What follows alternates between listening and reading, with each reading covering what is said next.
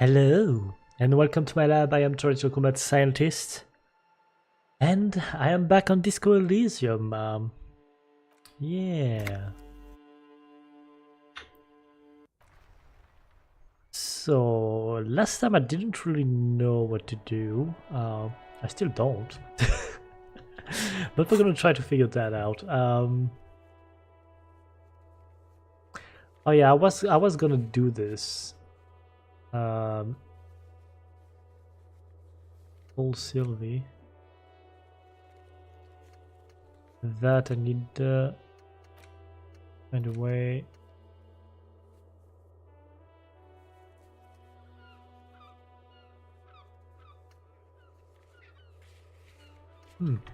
Alright. Let's call.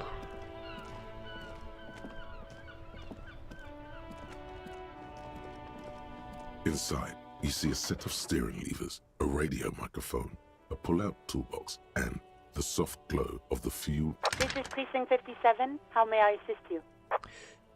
I need you to connect me to a civilian, a Sylvie. She may have reported a murder. Of course. What is the number, officer? Kim, didn't Yata give you Sylvie's number? Yes, hold on. Her number is 005 1944 298. Received. Hold on, officer. What?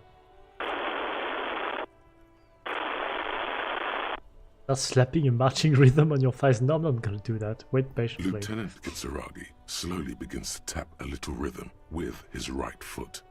Quite a lot of time has passed. Uh-huh.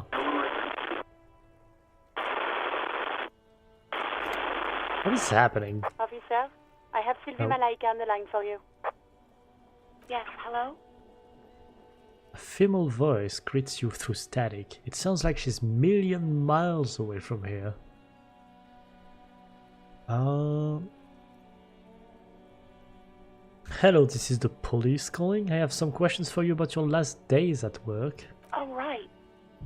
Hello, officer. What can I do for you?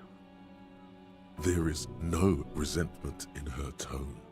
She wants you to ask her out. What do you mean ask her out? Question about it. What do you mean ask her?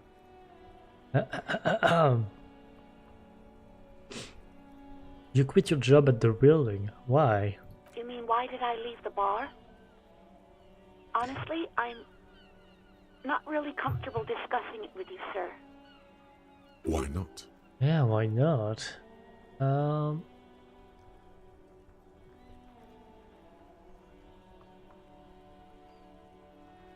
know what? I will not push this.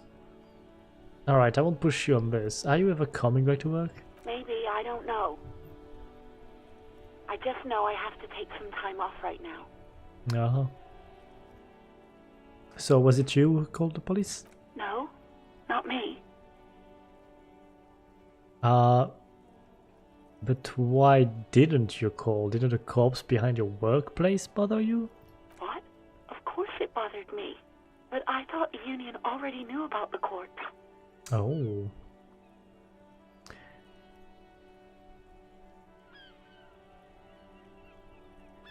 What does this union have to do with anything?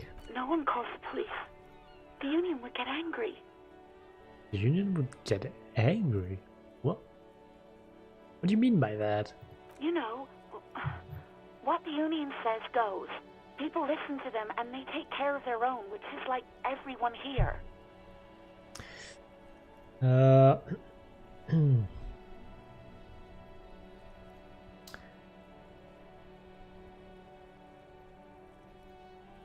wanna push on this one.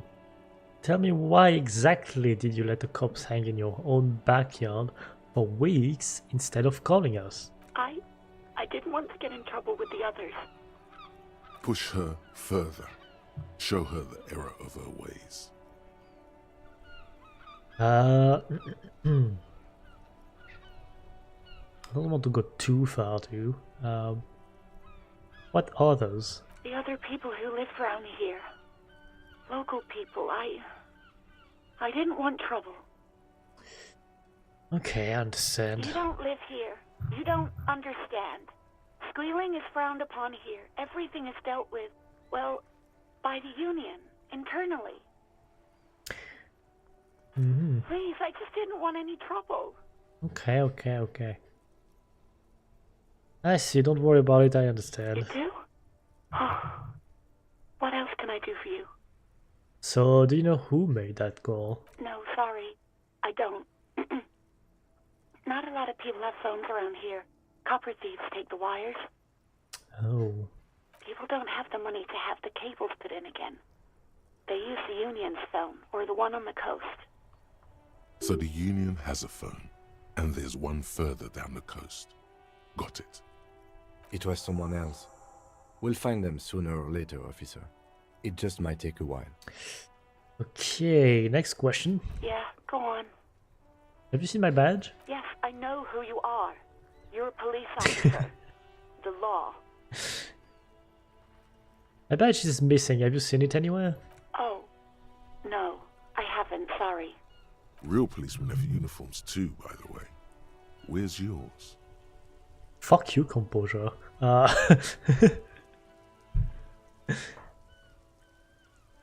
Kim doesn't have a uniform and he seems real to me. He's in plain clothes, voluntarily. It's different from not knowing where your uniform is. Oh, shut up. Have you seen my gun? Please, no. Not this again. Everyone saw your cool gun, detective.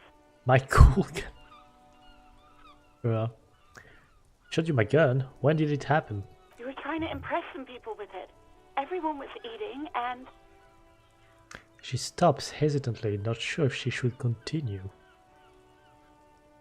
And what? What did I do? You were waving it around in everyone's face, begging them to describe it. You said it calms you, and then you started making suicide jokes. It got pretty graphic. Oh. Oh, those again. I have been trying to wean you off them. Off of what? You know, when you put your gun, your actual gun, on your temple and pretend to shoot your brains out, off of that, people don't like that. Yeah.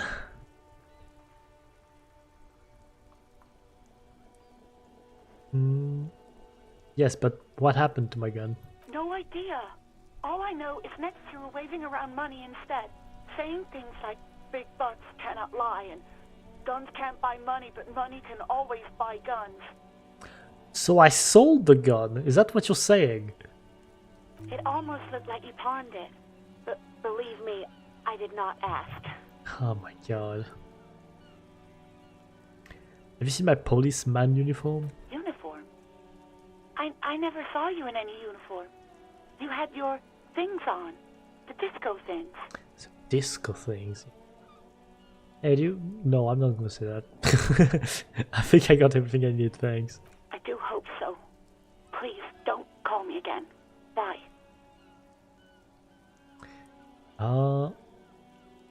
Wait, why does she... Oh, God asked her out. Oh, I forgot. Yes, you have obviously done something to upset her at the Whirling in Rags, when she was still working there. Wait, before you go, you're mad at me, right? Tell me, what did I do? I can't remember anything. I'm not mad, it's just...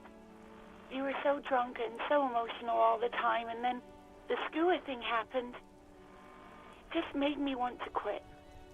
So, what? What skua thing? The stuffed bird, the great skua. You threw it against the wall while screaming, "Fuck that bird," and laughing like a maniac. Oh no. I think you said it had been giving you shit ever since you got there. Bitch bird got what was coming to her. Oh my god.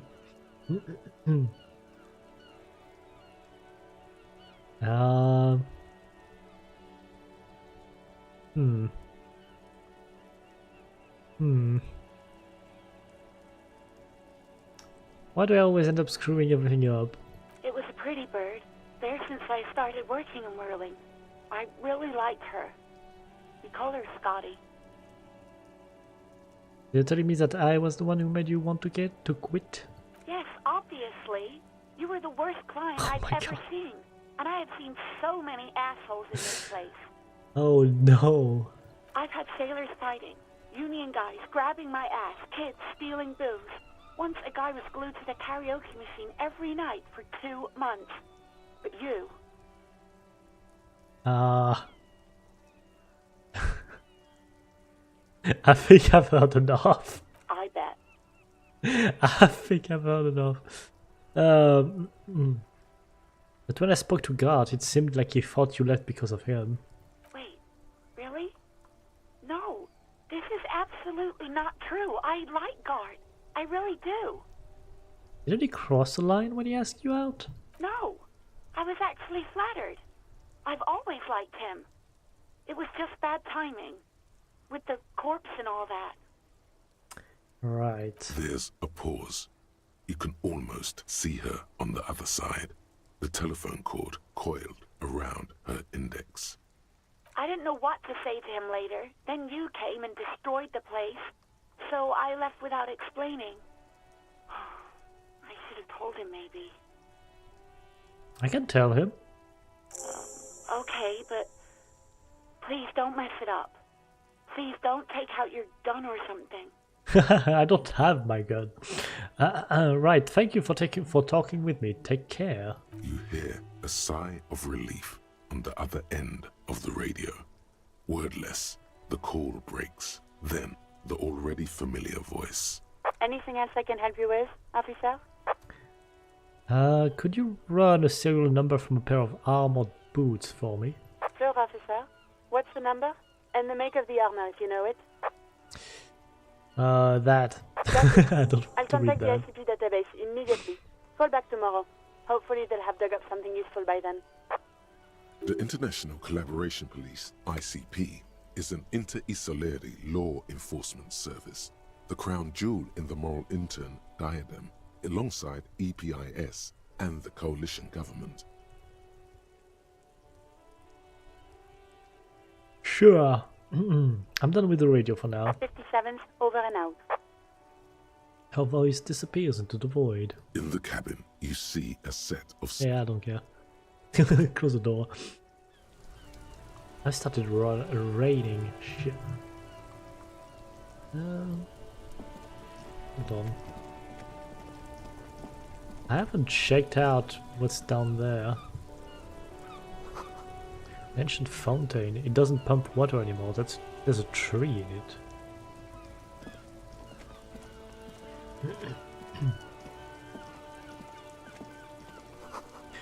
Tire tracks leading onto the roof.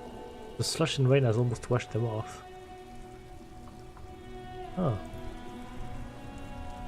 But what was the... Oh, tab to see the highlights. There's something here.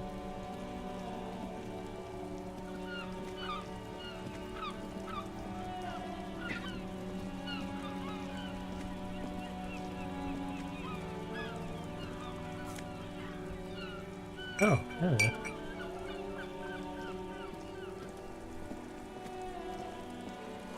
Roy's Pawn Shop. Fast cash for faster times. That's where my gun will be.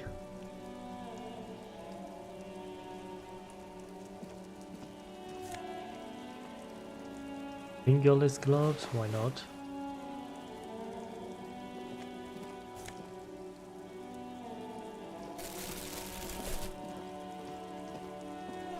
Waterlock out of order until Wednesday, 7:15 AM.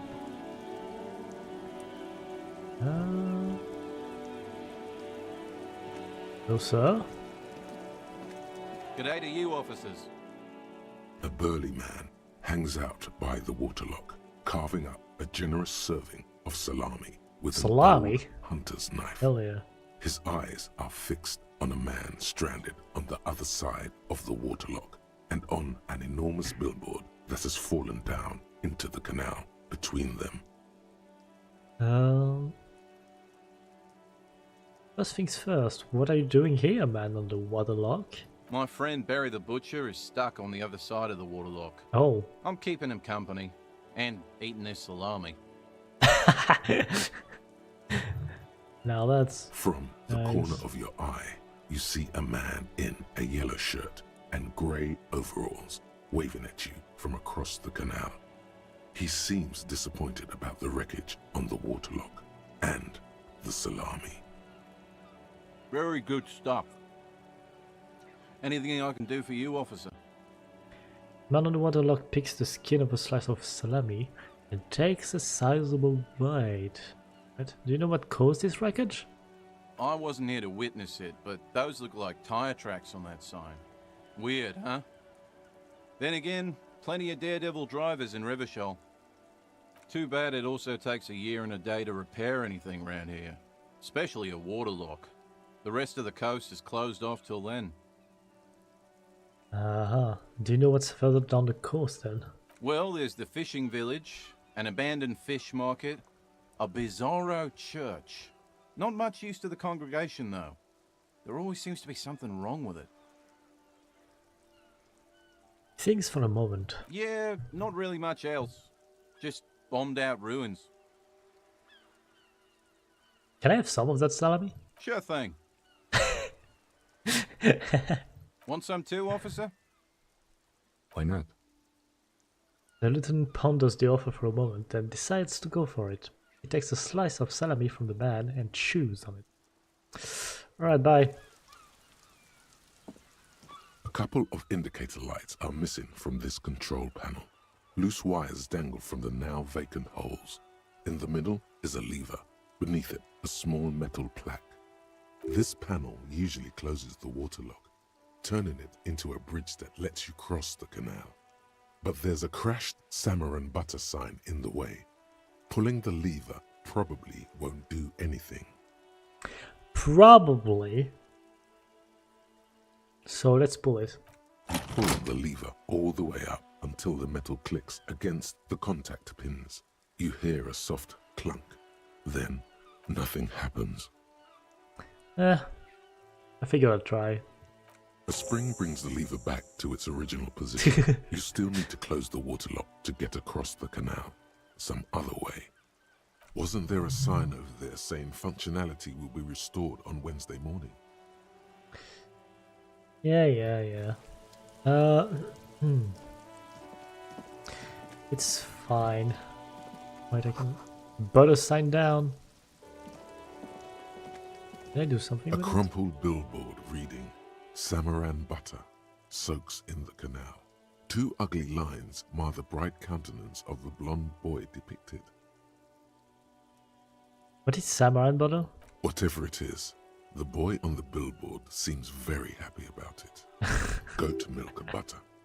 The Samaran terrain makes it easier to raise goats than cows, and the local goat farmers produce high-quality meat and dairy staples that add variety to other nations' diets. I didn't know you could make butter with goat milk. Good to know. It's an acquired taste. Okay. 58%. You know what? I will tempt it.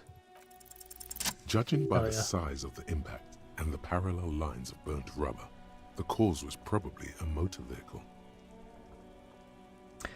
Interesting. So the car that bumped into the fence back at the thing went into here and just fucking went mental. These look like the same tire tracks I saw earlier, in front of the whirling rags. Right, look at the crater. Side slip marks indicated that the vehicle was traveling up the crater at 35 kilometers an hour. Roof of the shack. The black marks on the roof indicate that the vehicle vaulted from the crater to the roof of the shack. The sloppy metal roof panel. The panel served as a takeoff ramp. The vehicle soared through the air, hitting the billboard and upsetting the posts. Then it continued its flight, taking the billboard with it. The sign broke the vehicle's fall into the canal. The Samaran butter billboard still looks freshly painted, suggesting it took the plunge recently. How recently? Within the past 72 hours. Hmm. So it was after the murder took place. Still speeding, the vehicle made a loop and vanished into the fog along the coast. What was the model of this phantom vehicle? There are two good candidates, the Caprice 40 and the Linear G22. Why the Cupris? It's about the right size, and the tire marks look like they came from the skinny tires frequently found on that motor carriage. The Caprice 40 is a very popular model, with bank clerks, topping pie delivery drivers, secondary school teachers, cops, strippers dressed as cops, Stripper and dressed dressed as strippers. Okay.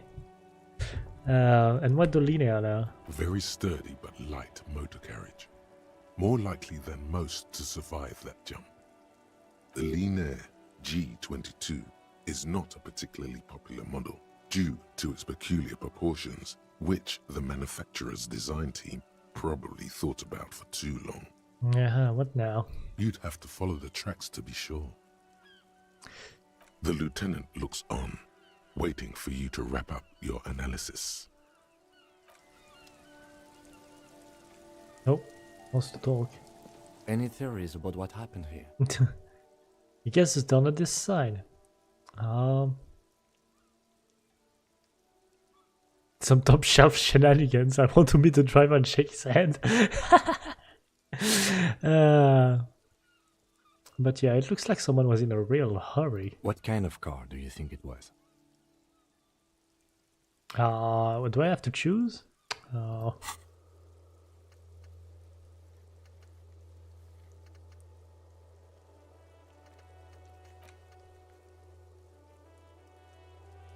This might take some time.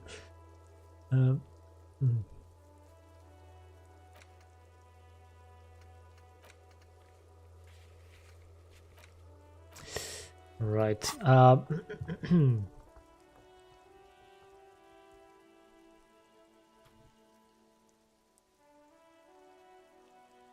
think the fact that it survived, although it said that the tires were more likely this one.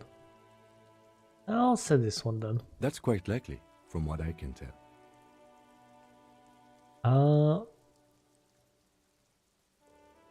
I have no idea who could have been. We're not traffic cops. Should we get back to the murder?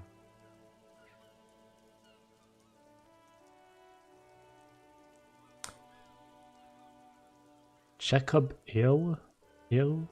I don't remember this name. I don't remember names. Oh my god. But yeah, try to come up with a convincing explanation for the driver's action. Somewhere in the depths of your alcohol-addled soul, you find a few threads that you can weave into a story. It could have only been Jacob Earl. I don't know how to pronounce that actually. The tip-top tourney champion? After the untimely death of dear friend and fellow racer Alfie Delatraz at Fjordhammer, Jacob Earl, I still don't know what to say, was desperately chasing death on the racetrack, but death eluded him. The lieutenant patiently listens to the words coming from your mouth. After quitting in frustration, he became a recluse, a ghost driver, searching for a death on the streets of Revachol, speeding. Jumping canals at night? If I was Jacob Irv, I wouldn't drive in Martinez. The roads are awful. That's a good point. In conclusion, it's a colorful theory, but I don't believe Jacob Irv did this. Should we go? No, I will not take that task. Second thought, maybe this doesn't really warrant an investigation. That is ridiculous. What do we have here? Helpline to the company that controls the drawbridge. Yeah. Hot air rises up from the sewer, sour, acidic, and strangely comforting.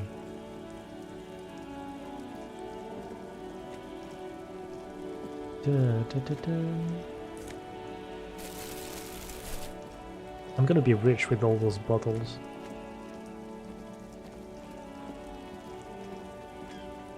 There's a pile of cheap sunglasses in a small box, a variety of shapes and colors. You like sunglasses, officer? I've got the latest styles right here.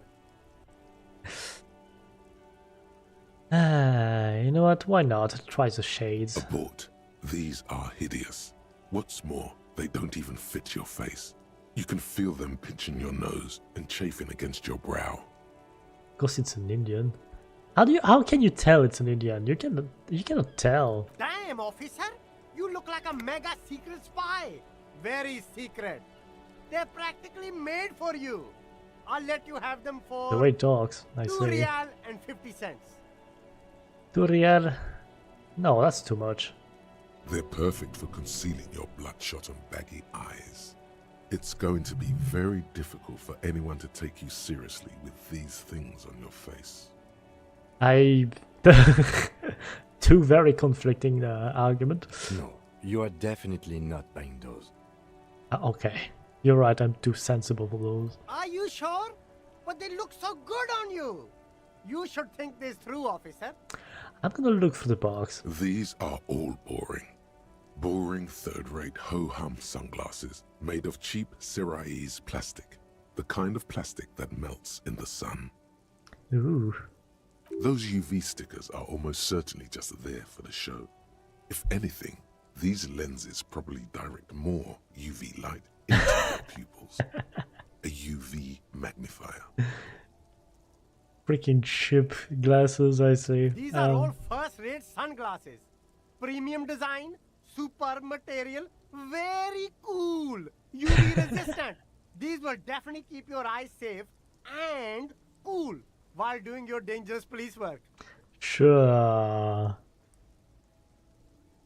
Yeah, I got to 58% on this one. I'm gonna try. Try again, maybe you can find some interesting sunglasses in the box. Oh my god. I don't even get voice acting on this one? God damn. Is this a no save scum run? I guess. I guess. I'm not the type of people that save scum. I see a pair of water blue shades. The writing on the left temple says sub-insulindic rendezvous. What? The frame appears to be hand carved out of bone. Oh, very interesting choice, officer.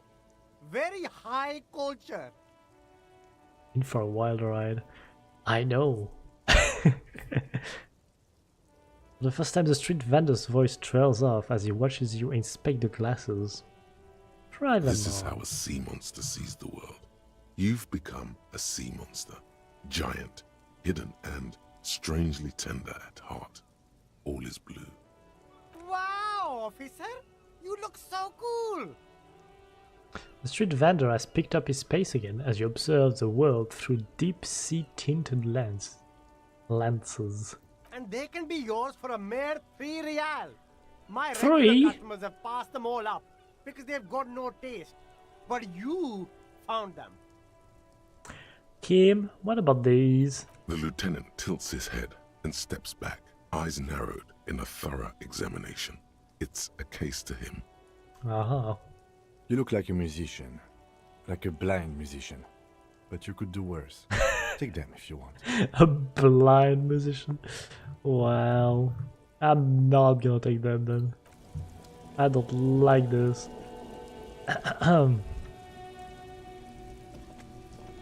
You see 2 lowly, defeated speakers, thralls, slaves basically, perched atop them like conquerors surveying the land. A pair of found, durable wear sneakers, ultra series. I can see you've a taste for luxury, officer. Can't keep your eyes off those sneakers? How much real do I have? I got a 2061. There you go.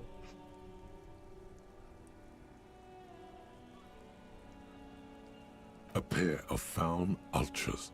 The design is impossibly sleek and simple. A futuristic silhouette with a sleek monochrome colorway, a jet black upper, and a silver-lined midsole. Those Midsole. sneakers, mister. Those sneakers are the latest found sneakers. Super air, super 50? fine, super cool. Only 50 real. Only? That's madness. Madness. Fun, ultra, wear the future. You remember the slogan from some magazine. These once Yeah. respectable speakers have been conquered, reduced to a mere prop by the indomitable found ultras atop them. No, don't look at the speakers, officer. Look at the sneakers. The sneakers are the stars here. But I already looked at the sneakers. Then look at them again. These are the premium lifestyle sneakers, officer. The best on the market. Let's just buy the sad Conquered Samaran speakers. No way, officer.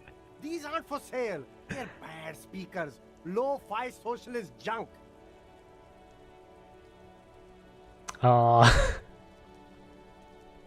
Ah.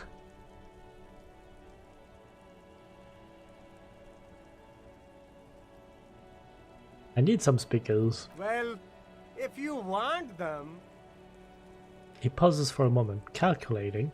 but see, they are the pedestal for my sneakers. If I let go of the speakers, where will the sneakers go? I can't leave premium lifestyle sneakers on the ground. You're not forced to put them on the ground, but you surely have something else to put it on, no? If, on the other hand, you wanted to buy the sneakers too, I could maybe throw in the speakers for little extra. 50 cents? No. Damn, so you have to buy the sneakers first. Then I'll leave. No deal. There are clothes inside, cheap second-hand clothes, smelling of strangers' body odors. Don't be Ew. shy.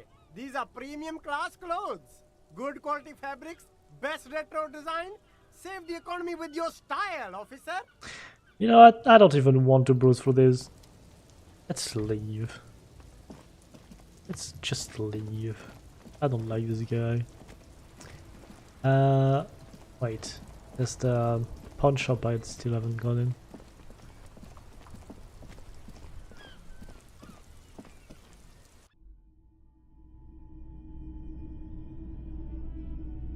Well, this place is scary. Some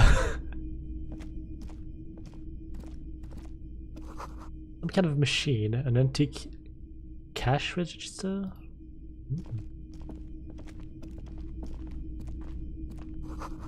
Mostly military wear with a few more eccentric fashion thrown in. The bust of a woman, the plaque simply says "Day."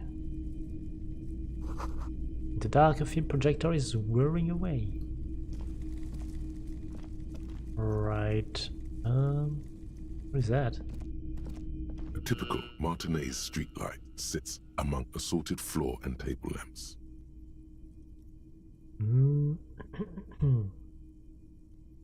Is that a streetlight? Yes, officer. As you see, it's in perfect working order. His manner is casual, but his speech is careful, measured. He wants you to know that he has nothing to hide. Uh-huh. Where did you get this? It was brought to me to be altered. Altered. We are not here to investigate the theft of city property. He leans in so the pawnbroker doesn't hear him. You have to admit it's rather clever what he's done with it. He pauses, studying the light. There's nothing else I need to know. What's in there? You see rows of toy soldiers guarding the rest of the trinkets displayed on the table. Some on horseback, others in rags, others yet in bright blue uniforms. All are stern and unyielding in their duty.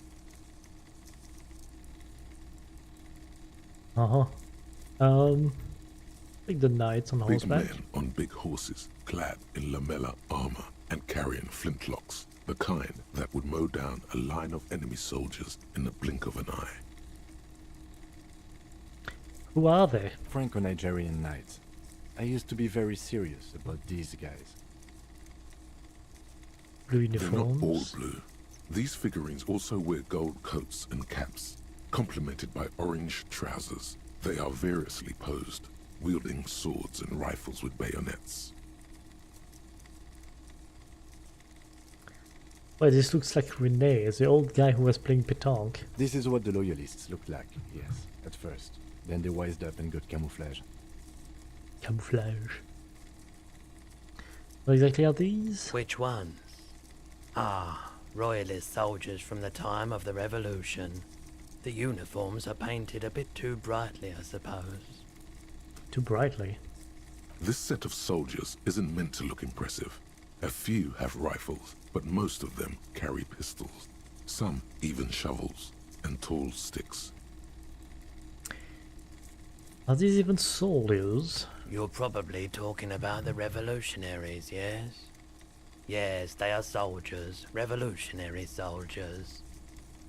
I think their poverty has been exaggerated for effect. When you place them next to the royalists, it doesn't seem like they could possibly win.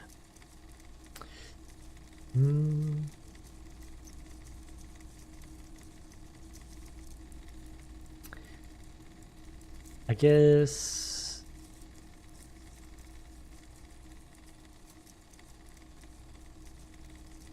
I feel like the contrast is meant to be disheartening, as it ought to be. I don't like either set very much, to be honest. But there are many parents among my customers. Alright, let's dig up a truly cool figure in the box under the table. Why? What's this? A headless man riding a horse? A headless man wearing futuristic tracksuit trousers that say found. What is this? Oh, that's the Headless Phone Rider. Who? The Headless Phone Rider. It's an urban legend about a man who rides the streets of Revachol sporting a fawn tracksuit. As you see, he's missing his head. Sure, but 50 cents. Bargain priced. I'll throw in the tiny cap too. I think he's looking for it, or something. That part of the story has many interpretations. He lost his cap when he lost his head. Perhaps he's looking for the head. you know what, I'll buy it. Why not? Did I mention that this figurine is supposed to be lucky?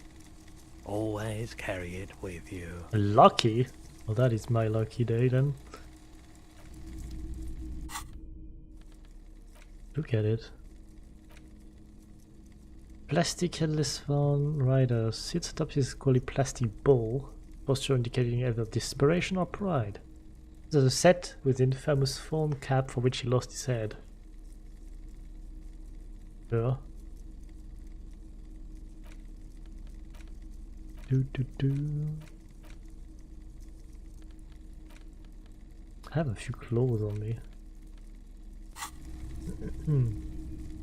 Anyway. The boomboxes on the shelf look well loved and well traveled.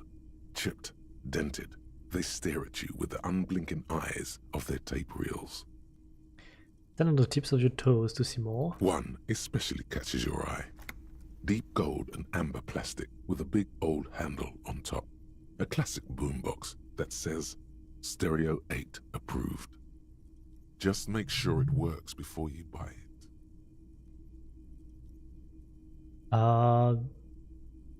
What I really want to know is, could this device come handy in my police work? If police work means playing tapes, sure. You can use it for that. Or any other time you'd need to play a tape. Sure, I don't have... Do I have a tape?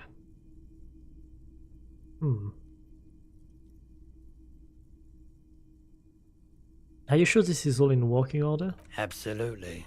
I've tested each one myself with recordings of speech, found sounds and music from a variety of genres. Even though I don't really like music. Who doesn't like music? What the hell? That's odd. Why doesn't he like music? Don't like music? What do you like then? The stuff I record myself. Silverware shaking in drawers as motor cars race by. Nocturnal animals climbing on the roof. Airship rotors. That kind of thing. So he likes ASMR. That's basically what he's saying. Maybe you should ditch music as well. Get into these more experimental sounds he's describing. Yeah, that's all. It's not often that I see officers from the RCM in my pawn shop. The man at the counter turns to you slowly. What can I do for you? His courtesy is not insincere, but he prefers being alone with his projector, just watching the movement of light across the walls of the shop. Uh-huh.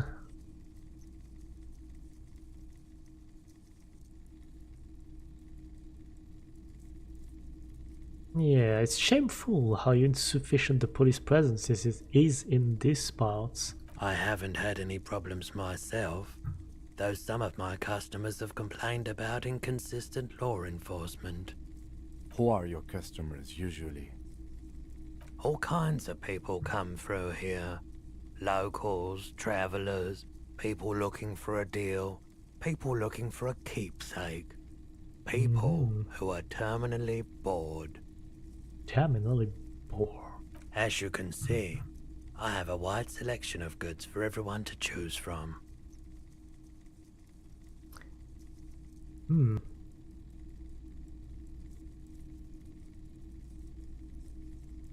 I'll just nod. Quite a collection indeed. It keeps me entertained. Entertained. That is a weird accent. What is that? What is that accent? His attention is drawn once more to the play of light and shadow on the walls behind you. Entertained? He might be high. If he is, on what? Don't really care.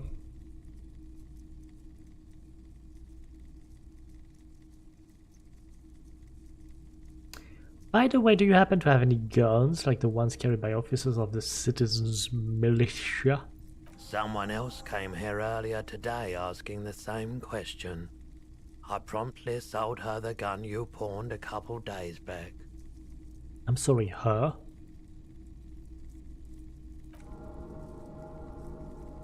This is a pawn shop, and it did feel as if you've met before. Oh God. Sorry, her? Oh, hello, Reavers. The lieutenant shifts from one foot to another. Alert.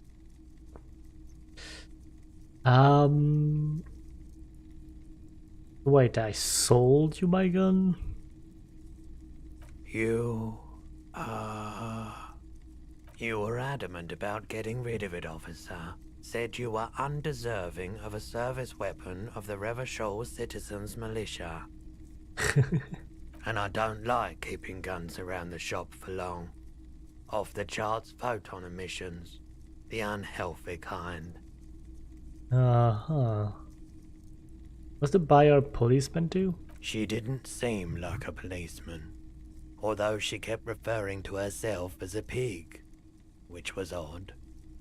I found her interest in the gun a bit obsessive, but I was just happy to get rid of it, and of her. Truth be told, she was terrifying. Right, so let me get this right. You sold your sidearm, issued by the citizens' militia, and now a civilian is running around the streets of Martinez with it? Look, Kim, it's okay, we're gonna get it back. Everything will be fine. There hasn't been any incident yet. She must be one of my rabbit fans, yeah, sure.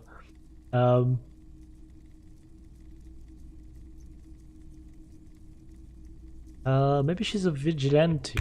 Wants to prove she can do our jobs better than we can. It's possible in these parts of town. We ought to find her and discourage her from taking justice into her own hands. He looks around. Worried. Any idea where I can find this buyer? My apologies, officer, but I have no idea where she was coming from or where she went. Can I have a description at least? A needle in a haystack. There is nothing you can do about it now. You'll just have to hope you luck upon her somehow.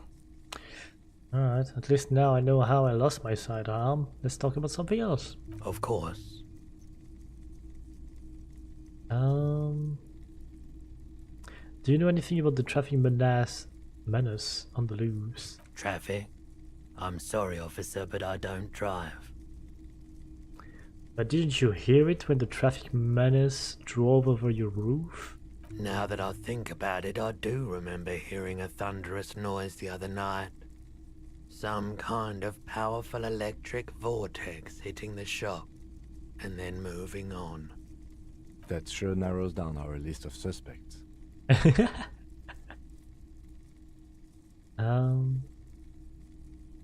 that mean you don't have any idea who the driver was? He shakes his head, slowly.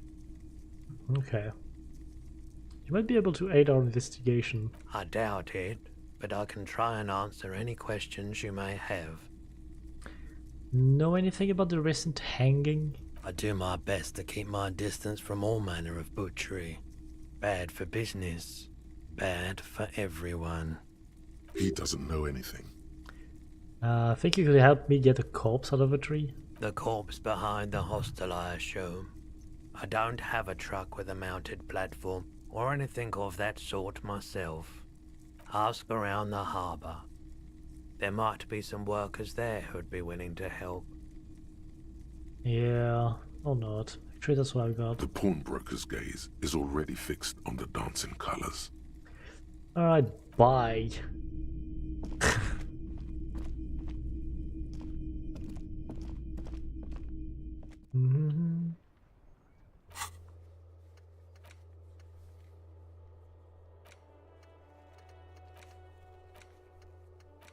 Oh my god.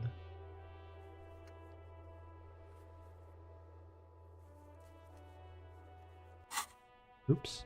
Hold on a minute. Gonna be late soon. What the okay, sure. Why did you do that? Oh yeah, I wanted to talk to a guard.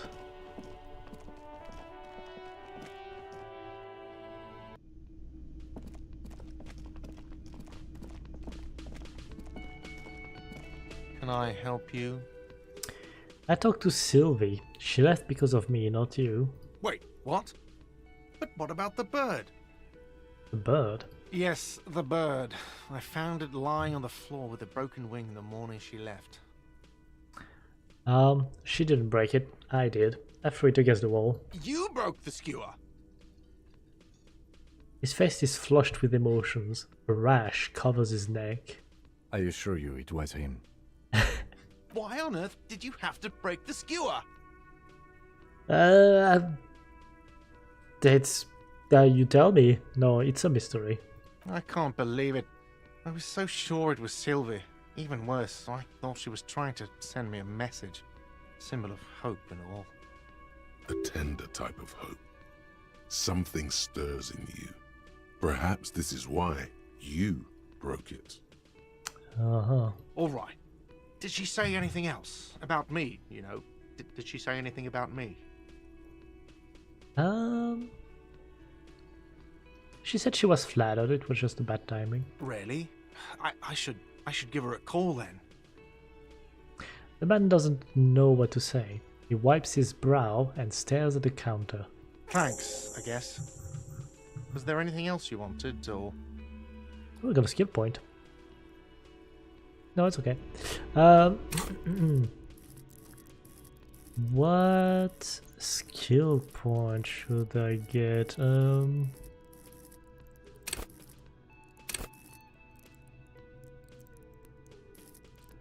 Rhetoric might be a good one, actually.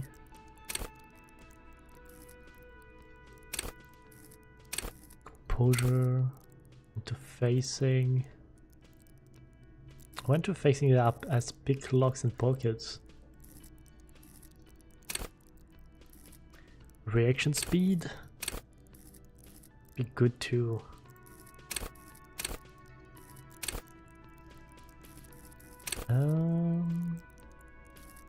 Lie and detect lies. 4 is already good.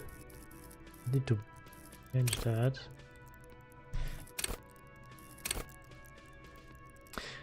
Volition.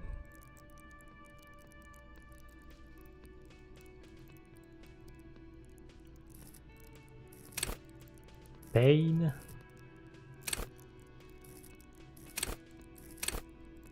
Da, da, da, da, da. Oh yeah, I got a -1 because of one of the clothes.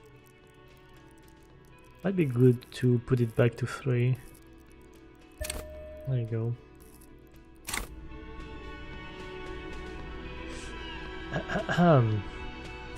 Right.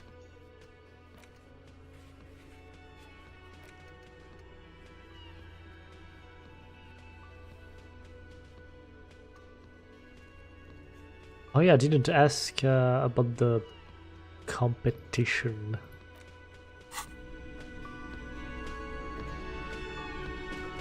Yes? Tell me about the case What again. do you want to know? Now that we've inspected the scene, I want to know more about this pissing competition you mentioned. What's there to say? It's just stupidity. What kind of stupidity? The cop kind. Our precincts can't decide if Martinez is part of Jamrock or the Industrial Harbor. Yours or mine, as if we somehow own parts of the city. Typical street gang mentality. So we've let the Union make a mockery of law enforcement here. And now it's come to its natural conclusion. I see. So this is a struggle over who runs Martinez. Well, sort of. It's less a matter of who gets to police Martinez than who has to. It's an orphan district, in other words. I think the dispatch desk just told both our stations about the hanging. There was quite the brouhaha at the 57th, I can tell you that. Time to settle it, they said. Cop off. But I assure you, I am not their finest or toughest, with 102 cases solved. What I am is least interested in a pissing competition. That's fair. So he volunteered to represent the 57th, but not out of competitiveness. On the contrary. Ah, so you volunteered to spoil it. Yes, I am an unrepentant spoil sport. The lieutenant appears pleased with this. Okay, what's special about Martinez? Martinez? Nothing. It's just a puddle at the end of some drain pipe. No one cares about this place. They care about sports. Most of our colleagues don't even know how to get here. North of the interchange doesn't exist. I wonder what this says about me. That I was sent by my station? He raises an eyebrow, thinking it's best to let you make the next move. It's all part of the master plan, you see. Yeah, the master plan, yeah, sure.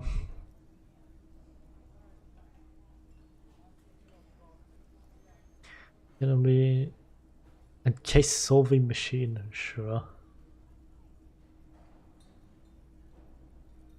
Probably have an unbelievable kill count. What? I'm gonna leave why I was sent unspecified. No,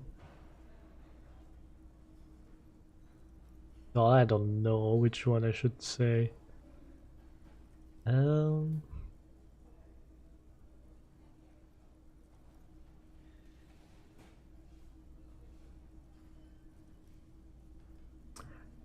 think I'm gonna say that I am a highly experimental cop, but if I am right, this is outré, even by my standards.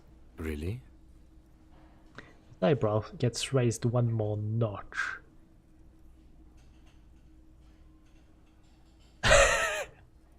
I like this. I like this. I arrive at the scene 3 days early, drink myself to oblivion, fully reimmerse myself in this reality and then work the case from an angle so crescent fresh it produces never before seen results. Not only for criminology, but for the humankind. It can't be that. Part of him sort of wants to believe what you just said.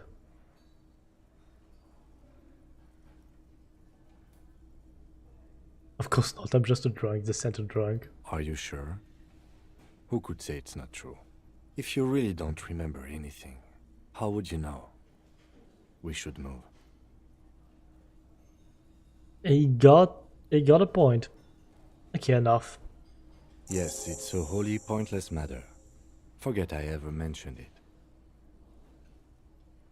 Oh.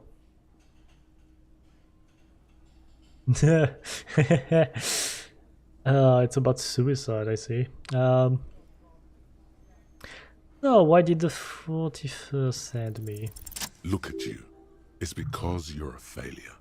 They sent you to Slight, Precinct 57. Yeah, that makes more sense than the other stuff I thought of. Just think about it for a second. You're a raging alcoholic who showed up 3 days late wearing piss-stained disco garb. You weren't sent here to win. I keep it to myself, I Of don't need to course, say it's it. only a theory. Nothing. Anyway. Anyway.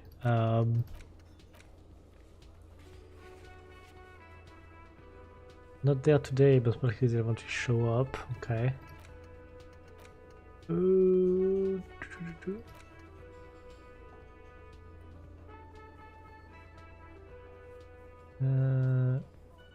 Wednesday morning I'll have a newer area. Okay.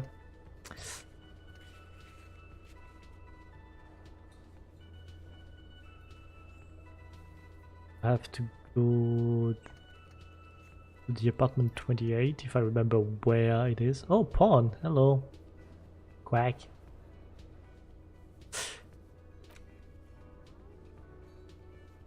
That I don't know how to get into the secret passage. I don't know where to find these. Ask around about the tattoos. I need to do that.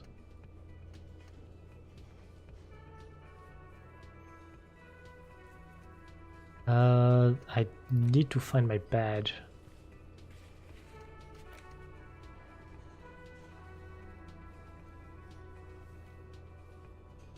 The freaking bull.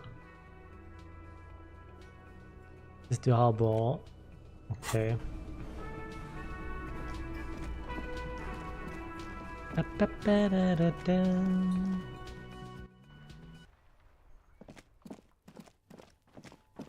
I'll try to ask Kuno things. What is this game? It is Disco Elysium, where you have voices in your head and make choices while trying to solve a murder. Basically, what this is.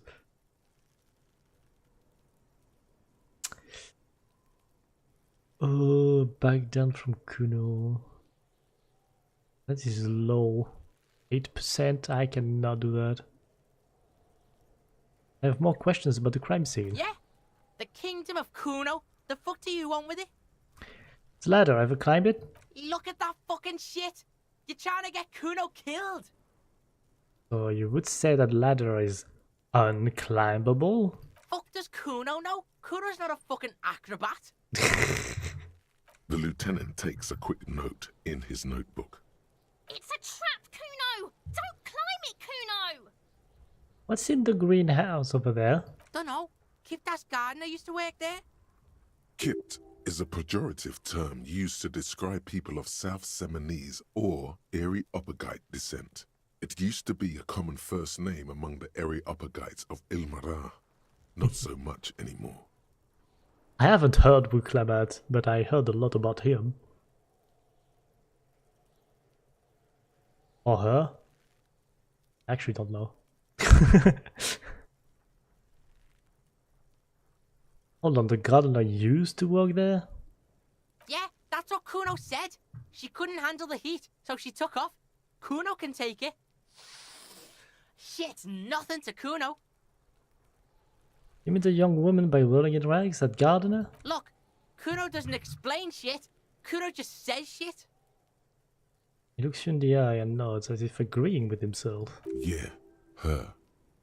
What was she doing in the greenhouse in March anyway? What kind of gardening is done in March? I have no idea, I'm not a gardener.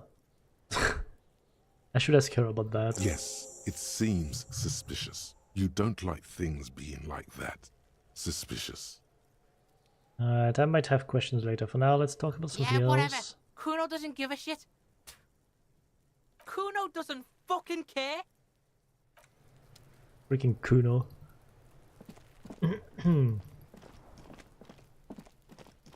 Da, da, da, da, da. Oh yeah, that's right. I haven't fucked up with this.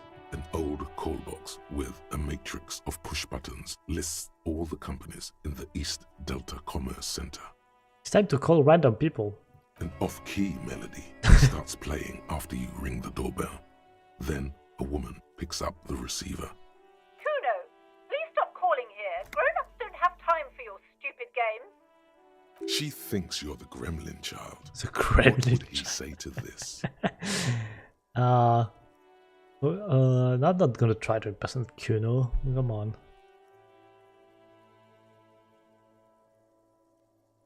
This is the police. Please open the door. Oh, I'm sorry, officer. I thought you were... There's a spot of static that overrides our words.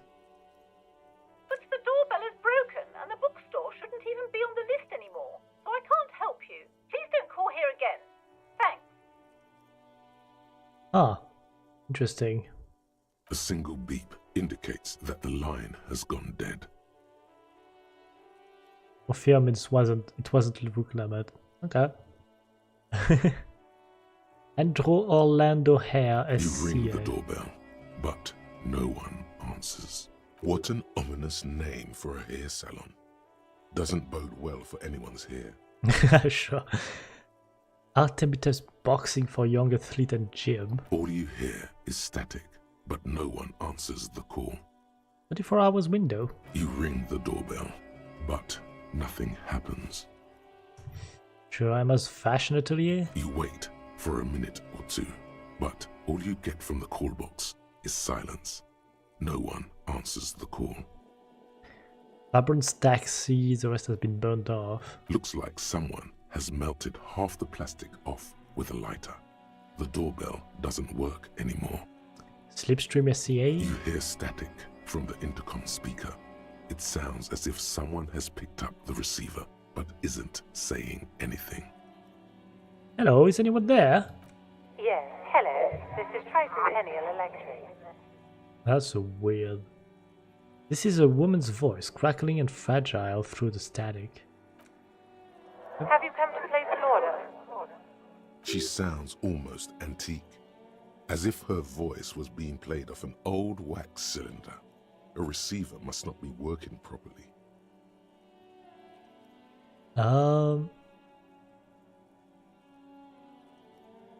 Hold on, Tricentennial Electrics? I thought I was calling Slipstream SCA. My God. The lieutenant exchanges a look with you. Sorry? It's you. My God. I didn't think I would hear your voice. Oh? It's a woman, and she knows you. Who cares that you don't remember her? Just go along with it.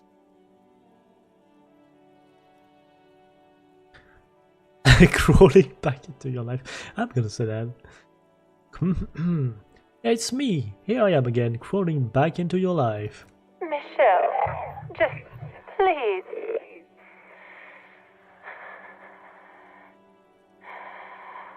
Oh my god.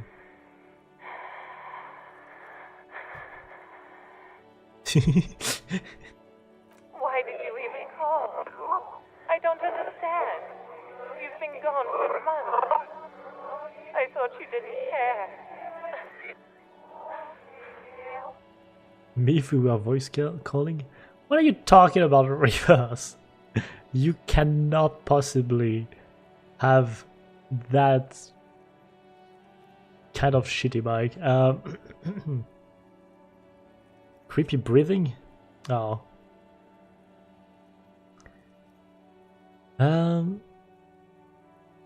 Of course I can, it's just that I've been going through some tough time. Ever since I came to work here, it's been different. As if my mind's been wiped clean. A spot of static overrides her words. When she speaks again, it sounds like she's submerged. It's so nice. It's so nice to be able to finally forget. Forget about the what? She sounds like she's about to cry. Hello? She doesn't answer. Said it was nice. What's so nice about forgetting? Silence. The only thing you can hear now is static and waves washing ashore on the bay. What just happened? Another seagull passes by. It's getting cold standing here, staring at the silent call box. I don't know what happened either. We should probably stop playing with this thing. Alright, it's a goodbye then. I'm not gonna say fuck. You press the number sign on the keypad that terminates the call. 12 Meow, name meow. cards on the call box read.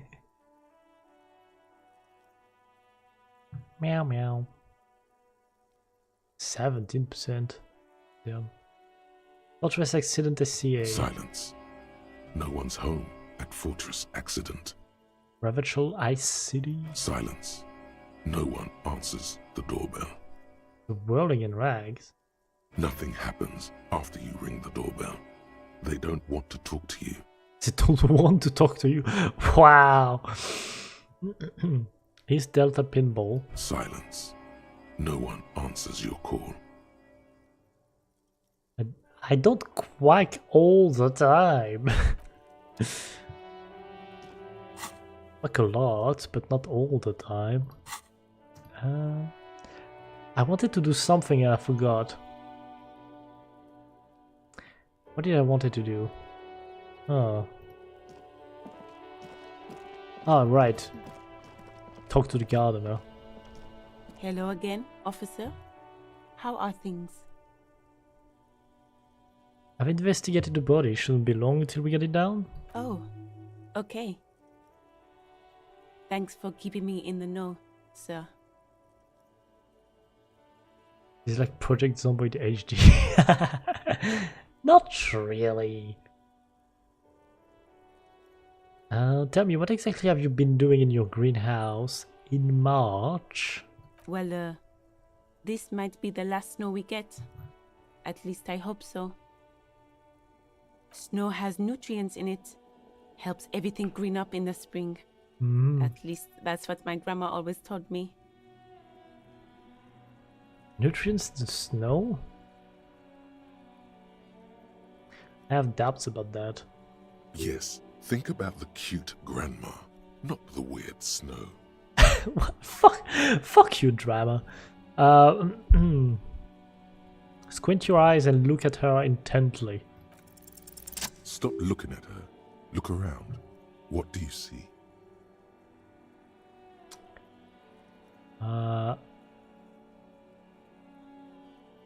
Traffic jam? That's right. And the canal, the bookstore, the harbour gates. This is a great vantage point for keeping an eye on you. On me? Noted, but I keep it to myself. Glad to have been of service. Now you know the locals are keeping tabs on you. That is good to know.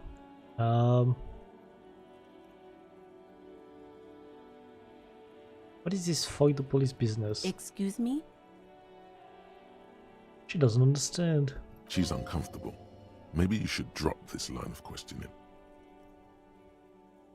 This street sign says fuck the police. Oh, well, I didn't write it there.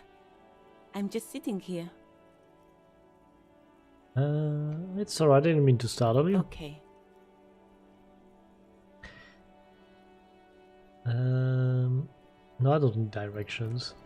I know where I'm going. Well, kinda. Goods from the lorry haphazardly litter the surrounding. Right. I don't want to talk to this guy.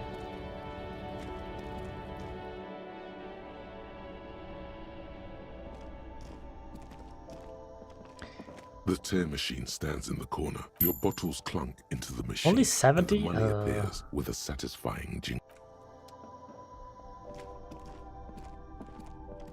I'm not rich.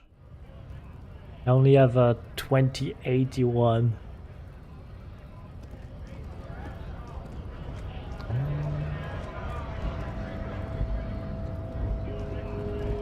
Right to work!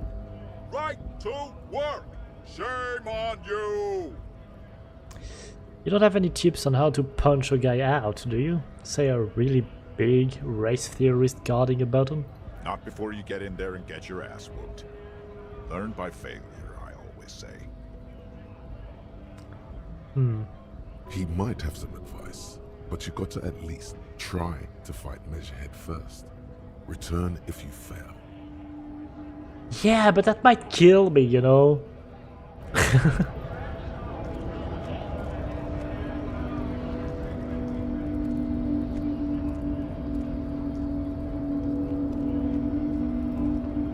What I'm wondering, man. How can I help you? The Measurehead thing didn't go well for me. Could you help me with that somehow? Sorry. Busy surveying the situation. I'm sure you'll figure something out. You guys have all sorts of gadgets these days. I don't have a gadget. Wiretapping, telescopic batons, futuristic circuit bending to infiltrate harbor machinery. Maybe you could even knock that Kowalson crane over using some remote controls. Or calling in tactical air support. You guys have air support, right? Wait, we have air support? Why did you tell me? Because we don't. We don't have air support or any of those other things. That's a shame. I get it. Hush hush about the secret technology. Pats the side of his nose with his index finger. Alright, I may have some advice for you on how to deal with Jean-Luc there, out of solidarity to the RCM. It's low in technology, however. Yes? First, don't fight him, obviously. Second, get him to share his theory by being subordinate. Admit your lack of expertise. Basically grovel. That's how I do it. You're welcome. Maybe that would work. We'll have to see.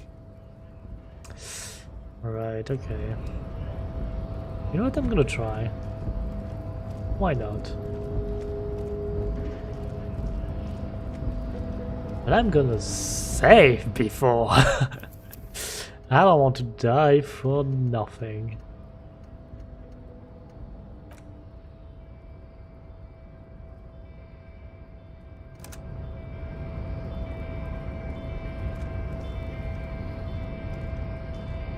Your race descent has only worsened since I last saw you. You have really let yourself go. Ask what kind of races there are first. Classification is core to this stuff. Alright. Measurehead, I am new to this world. Help me understand its races. I need to know what kind of different races are there. Do you? The lieutenant looks at you. It's okay. It's just to get past him. I don't believe in any of this crap. Okay.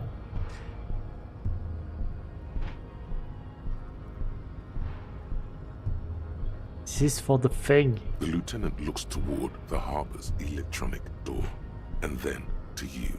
He lets out an audible sigh. Audible sigh? You are obviously a liberal, Saillight. A polyculturalist. I can see it from your love of microtechnology and your sartorial choices. Do not deny your friend the truth you have denied yourself. There are 3 categories of Oh race. my god. Type A, the heroic races. Type B, the servile races. and the vile CF race cauldron of pederasty. Which one do you need education on? Well, type A, I guess. Those are the Simonese, the Areopagite, and the Occidentals, excluding the Maons, of course. The Maon are It's a riddled waste with being. eczema to the point where they find it impossible to smile. They are all lactose intolerant, a common result of inbreeding. A receding genetic pool has led the Maon on reprehensible street parades in Maon cities like Stadskanal and Vredefort, wearing wooden clogs on their feet and little green tassels on their hats. Okay, got it. Who are type A then, in your view? The Vespertines and Messenians of Vesper and Messina, the ancient Meteorans of Meteo by the golden Pisantic Sea, the Suren of Sur-la-Clé, and even the North Königsteiners, all have type A race propensities. I hope he's not gonna test me on any of that because I'm not retaining anything. The other large mondial civilization, the Mesk, are too yellow and oleaginous to count as a heroic race. True, they are violent and expansionist, but they have a glandular problem. He draws his finger across his face. Overproduction of sebum. Sebum. Sebum is leaking into their brains, making them listen to El Mariachi music and eat toxic minced meat-based food, which in turn only produces more sebum. And who are the Simonese and Areopagites in this? As proven by the Maon and the Mesk, Occidental type A is in retrograde. The Simonese and the Areopagite are on the ascent. What's the difference? The Areopagites are sleek, long-headed. The Simonese are powerful, mesomorphic. I am suffering for this. Projector, unchanged since the Super Isola of Pericarnassus. Ancient brains rest in their slender skulls. He falls silent, contemplating the beauty and the mystery. The latter is perfected and adapting. Together, Two more types to go form through. The Simeno-Areopagite or Simeopagite super race. That is all. There are no more type A races in the world. Type B are the unheroic races, amorphous non-competitors of the great race. The Khoikos and the Vacholiers, they are mud-colored people. The Khoikos of Grad, Yugo, Zhimsk, Shest et al. Are what you would call white officer in a suspect description. Okay. I'm just gonna say, that. Yes. To an untrained eye, the Khoiko appear white and pinkish, like a ham sandwich. But look into their eyes and you will see.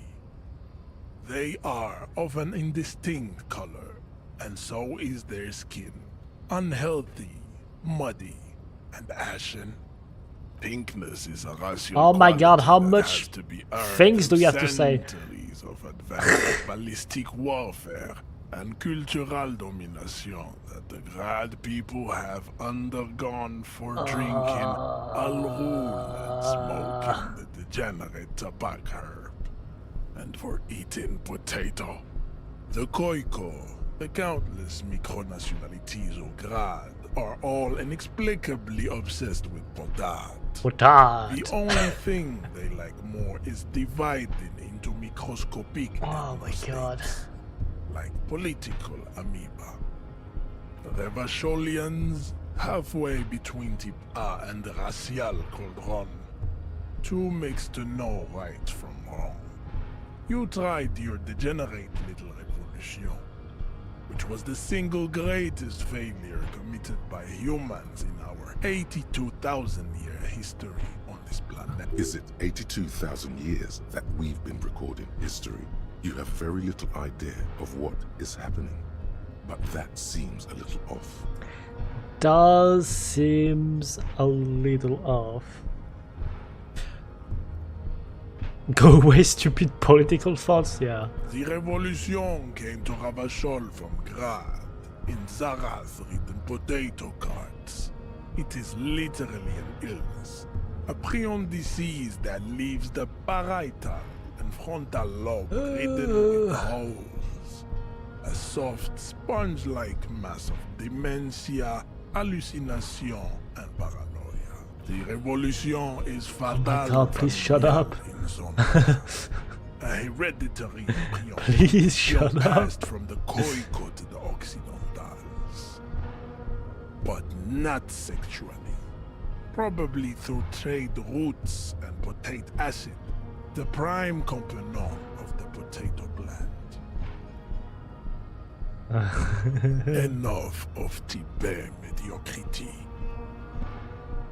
Tips CF are a museum of failed chimeric experiments and tragic maladaptations. They are tortured creatures waiting to be put to sleep. Your morbid interest in them worries me.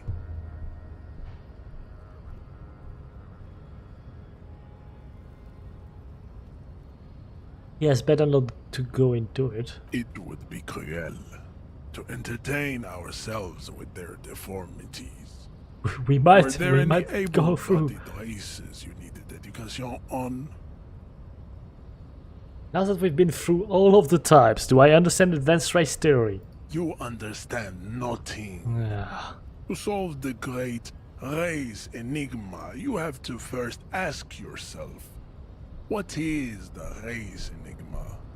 You have not even worded the mystery, let alone solved it.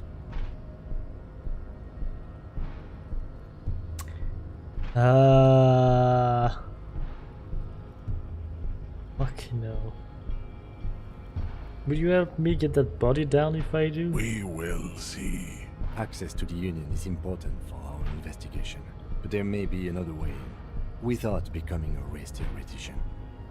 I don't see another way in, Kim.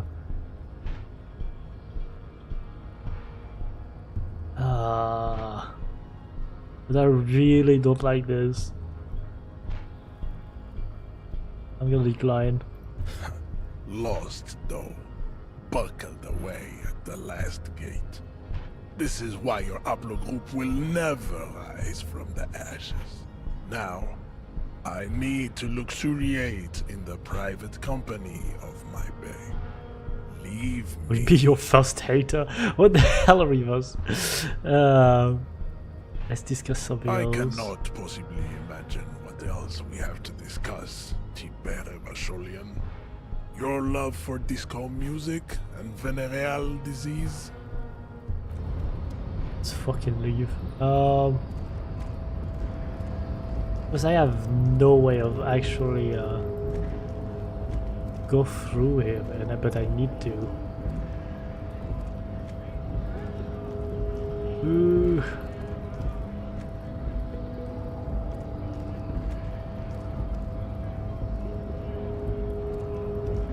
Hola, Wandering Man.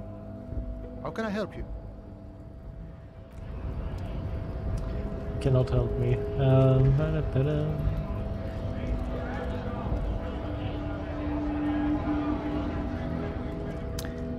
I hope those guys are gonna like leave if I wait enough.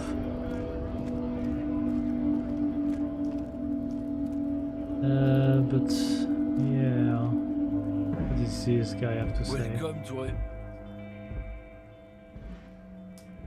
Do continue, sir.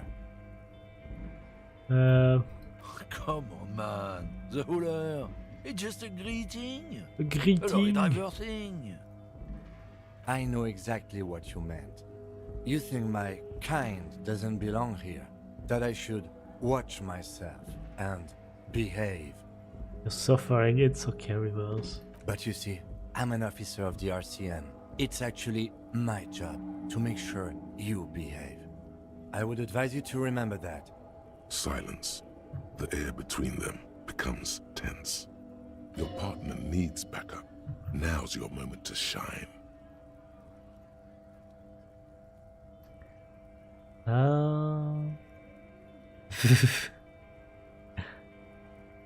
Fucking hey, Kim, I've got your back. You two make a cute couple. You know that? And what's wrong with that? The lieutenant exhales and resumes his regular calmness.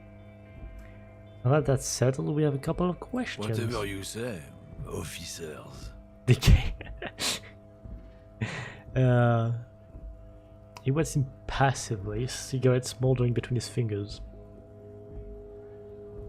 What was that argument all about? It's about biological determinism, natural law, the sorting Natural of the law. races.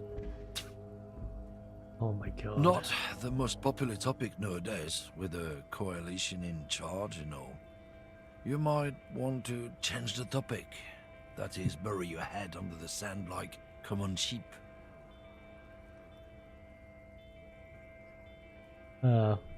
Also, you're just a racist, makes sense. I'm not just racist. Look, I've read books. Huh?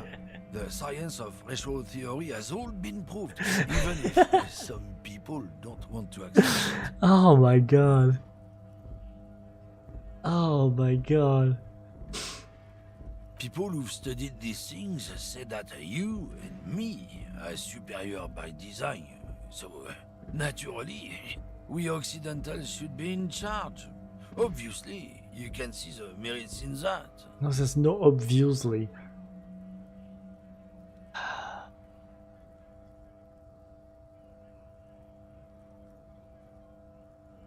People who do this.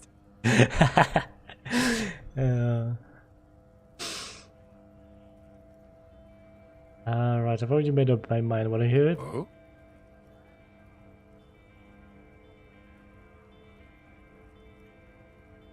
Why don't you go fuck yourself? Don't push your luck, runt. Man gives you a disgusted look, then turns his attention elsewhere, ignoring your presence. Oh my god.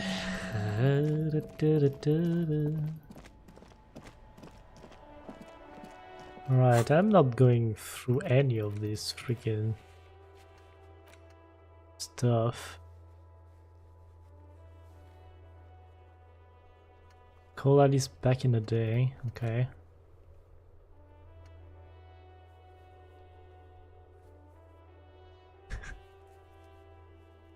Don't send me videos.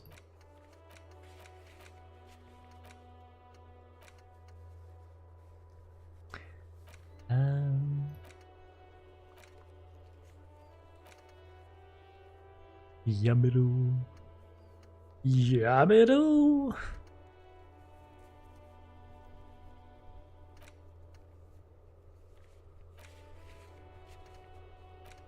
Ask around, find a circle.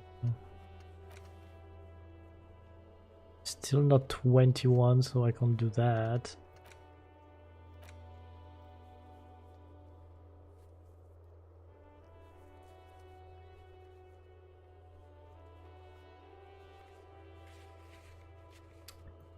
Oh.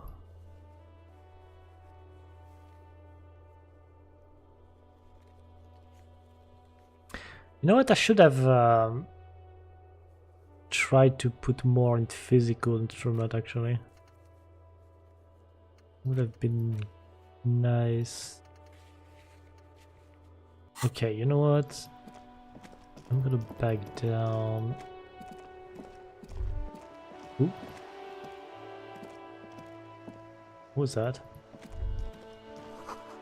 The book appears to be erotica, but without actual erotica. The book is titled Mine from freaking Heimdall and the Wildfire. How many freaking books are of this freaking guy? Freaking. Just how many freaking did I say right now? Something over there. Oh, that's the.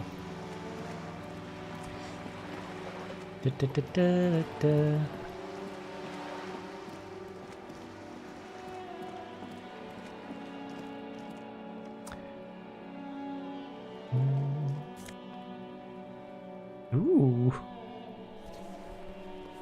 What is that? +1 suggestion, -1 half light. What is half light? What? Let the body take control. Threaten people. Yeah.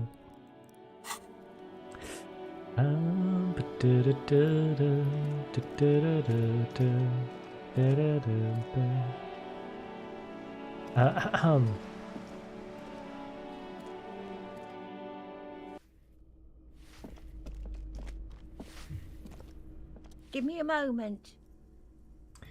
I have nothing to say to you.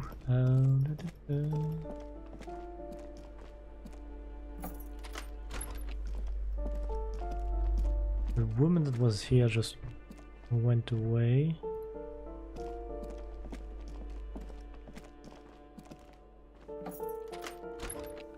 You can't send clips.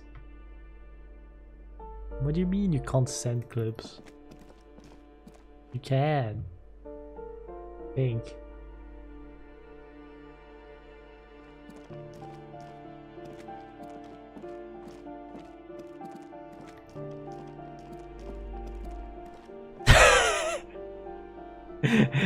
No! Not this one.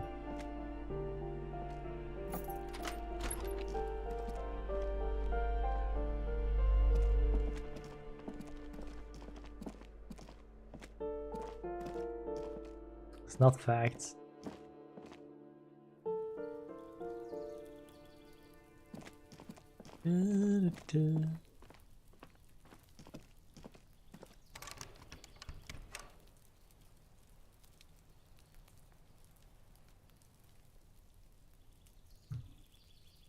I want to be up there.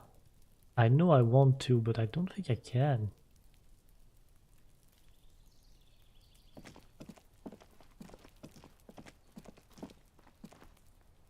This door is made of metal and appears to be reinforced. Crushed Someone by here YouTube really app. values their security. No It's one your fault. answers. We should return tomorrow. Tomorrow at 9 p.m. Yeah, right. Tomorrow at 9 p.m.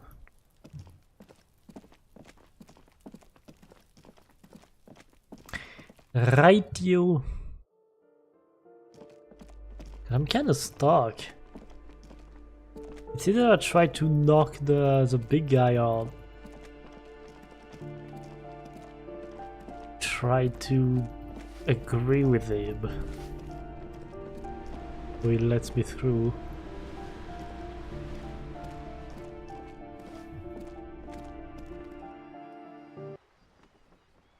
Don't care about iron golems. What the hell are you saying? Hello again, officers. Have you come to admire my mural? Is that bed in the coal room mules? Ooh. Not only have you found my address, you've discovered my biggest secret. I'm a coal miner. Really? You're a miner? Yes. I keep hoping a shaft will collapse on me, but somehow it never happens. Yeah.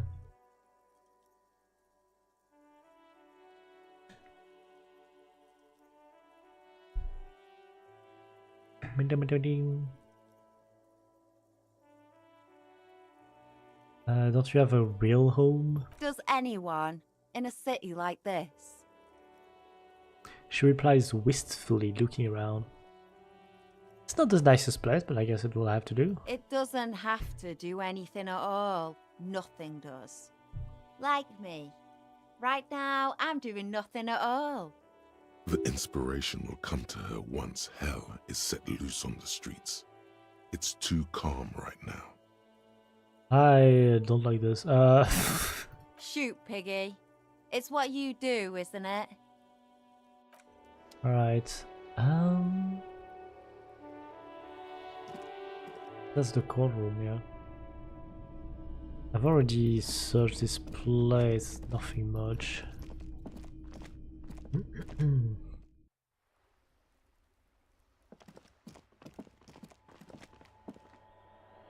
Can't go through this somehow, okay.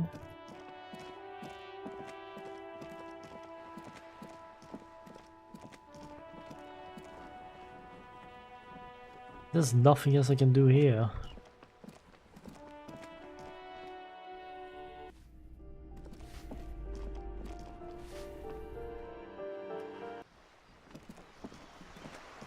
Let's talk to the freaking bald lady again. You're back. Good.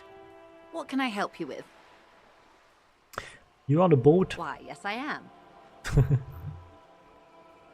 Does she have a name? The boat? No. It is called Cor de Lady 19 because that's the type of sloop it is. Yeah, but what kind of boat it is? It's a pleasure craft. A 19 pacer. It also happens to be rated for Category 1 racing. Racing? Though these days I mainly use it for business. How do you like it? My sloop? I like it a lot. It's the eel's hips, baby. It's Heel's hips. I'm enjoying this part of the interview. It has so little to do with the murder we're investigating. Don't... Kim, you don't have to say it. Do you have a license for this boat? Officer, I assure you I'm a highly qualified pleasure craft operator. The crowns of her teeth are porcelain, white as the boat's hull as she smiles. Qualified pleasure craft operator. So charming. Where's the damn license? Can I see your license? I just renewed its safety inspection last month, officers. It is completely seaworthy. In fact, it's taken part in not one, but two insulindic regattas. Even finished once. Pivas.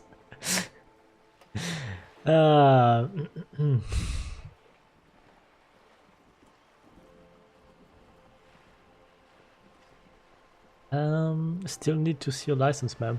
Actually, you don't. Pretty sure I do. I police. It is a little known fact among those who police that the Wayfarer Act specifically denies the RCM the authority to demand anyone's operator license.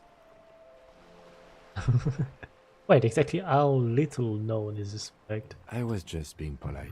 Even school children know the Wayfarer Act. No.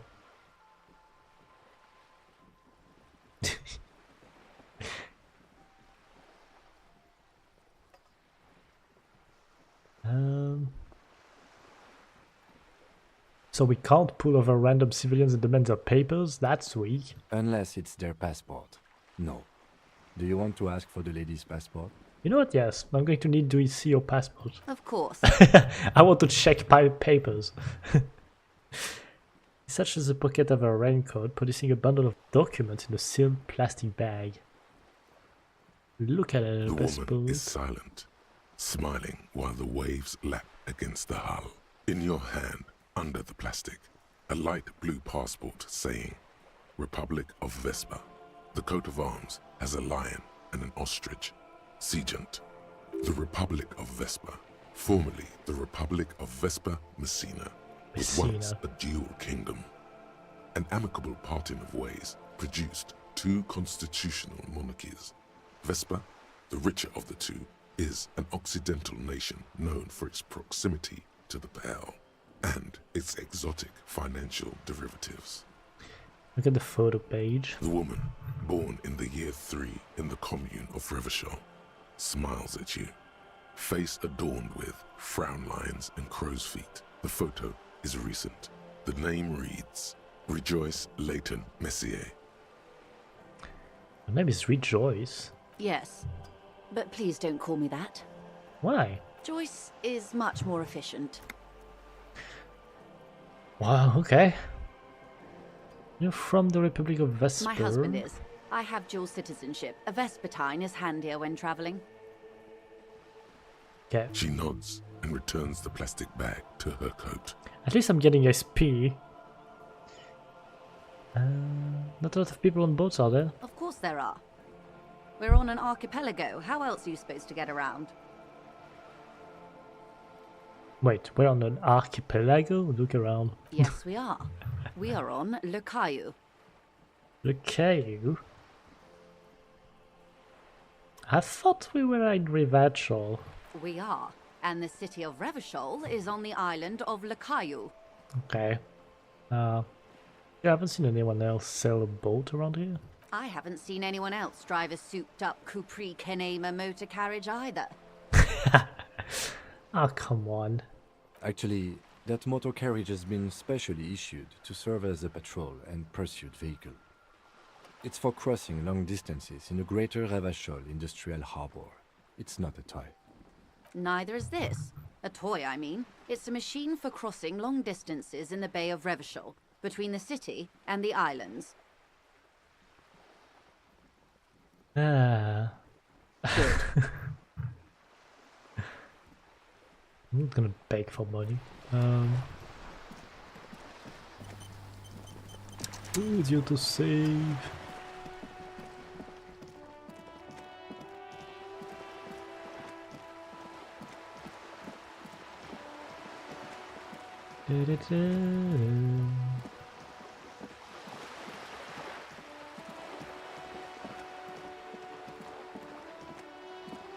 Is this guy still drunk? It's been fucking hours. Play this game and skip all cutscenes. There's no really cutscenes. Not cutscenes.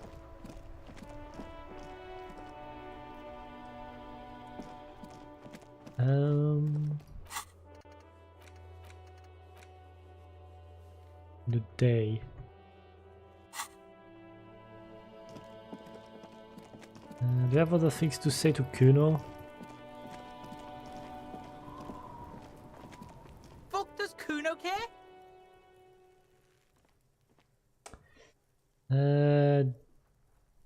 Don't think so. Kuno doesn't fucking care. Freaking Project Zomboid meme. Come on.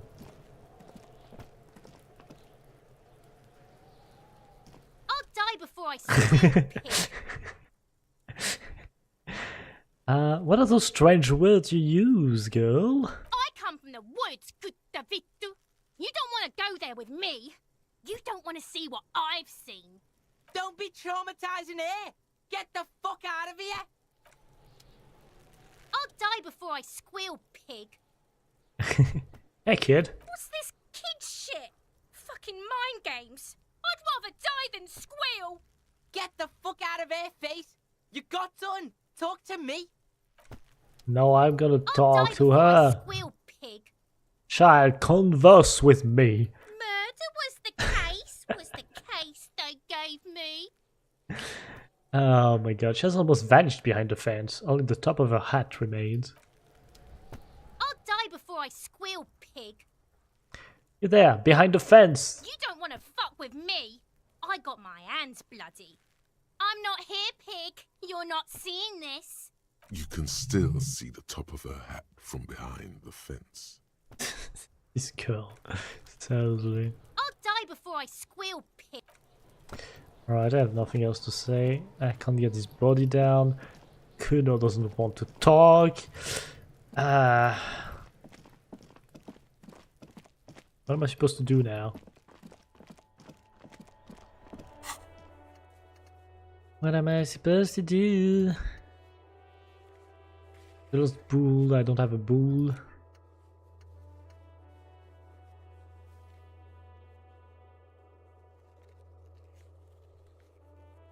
Alright.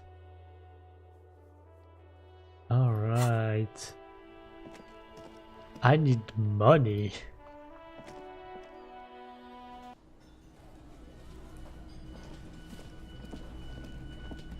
Hello again, sweetie.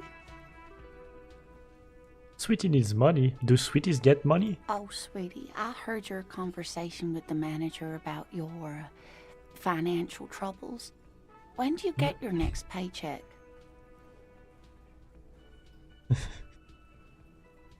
What is a paycheck? I haven't seen any paychecks. You must be joking. Although our pay does sometimes feel like a joke. It's not easy to assert your right to a decent living wage when you don't have a strong union behind you.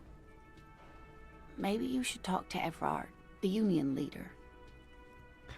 Interesting idea. This Everard sounds powerful. Maybe you can wrangle some coins out of his pocket. Oh, You no, know I'm what? so sorry. I Maybe. don't have money for you. If there's anything else I can do for you, just ask.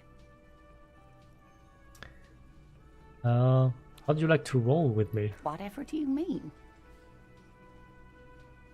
I want you to be my wheelchair partner in fighting crime, ridding in backyards of corpses, catching sequence killer. Sequence killers? Sequence killers? Oh my. But I think you already have a partner, sweetie. A partner who needs you to help him get a corpse down from a tree. I know, but there are also side mysteries. Sequence killers and forays into the paranatural. I can assure you with absolute certainty, there are no sequence killings taking place in Martinez. Now, gentlemen, no need to squabble. I wouldn't be of much use to you anyway, sweetie. Why? 3 heads are better than 2? Thank you, but Martinez isn't the most wheelchair-accessible place, you see. I'd slow you down. Perhaps another time.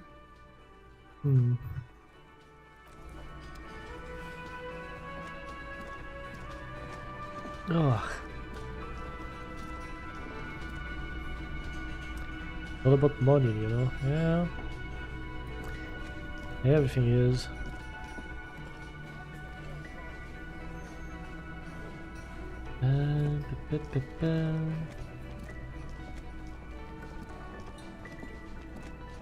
The man ponders his cooking utensils and gives you a little nod, acknowledging your presence. Do you know what's behind the door? Points to the blue door. He looks up at you, then looks away quickly, shrugging and muttering something to himself. Shrugging is an international sign for, no, I don't know what's behind that door. Thank you. I didn't guess that. I don't really know what to do now.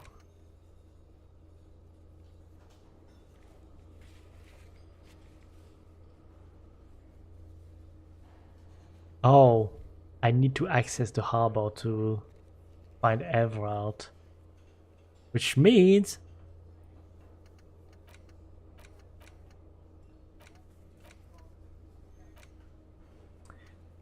go through the big guy again.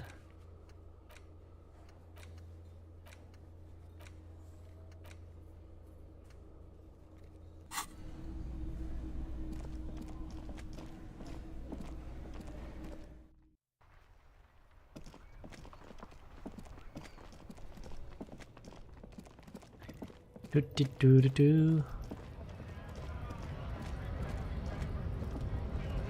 They are still here. It's getting dark. Huh?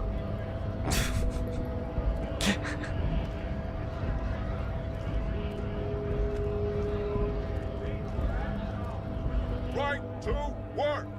Right to work! Shame on you! When a bunch of ungrateful, lazy cockroaches can't get their act together, decide to block honest work for other people. Beats me. They mumble nonsense about boardrooms and workers' rights, while we Have the right to work! There's something odd in the way he carries himself.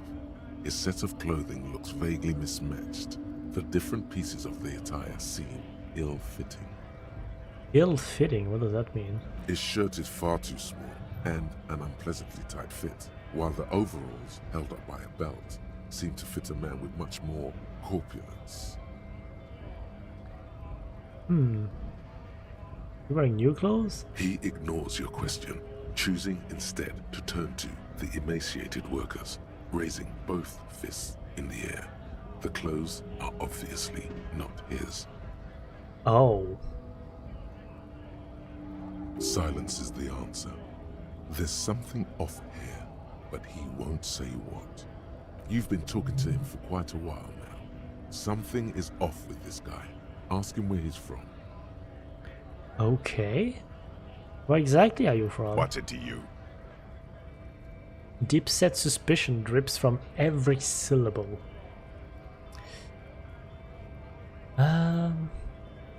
Routine, part of the investigation? Am I a suspect? Done no crimes. I only fight for the rights of people. I already got that. I'm interested in your background. We're all workers, right? Workers stick together. Came from the eminent domain, in Jamrock. Backgrounds in odd jobs, heavy lifting, cargo hauling, bouncer work. I know the drill.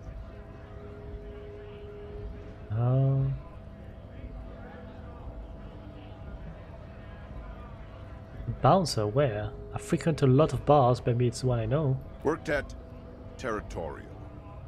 Ring a bell? Not right now, but I might have been there. Don't really remember things well. Uh-huh. It was a long time ago. Man is quickly losing interest. Oh. What's it to you? Go through that again. Curiosity. Big mess, caused by union greed. But I only fight for the rights of people. We're all workers, right? Workers stick. Worked at Territorial. Uh-huh. It was a long time ago.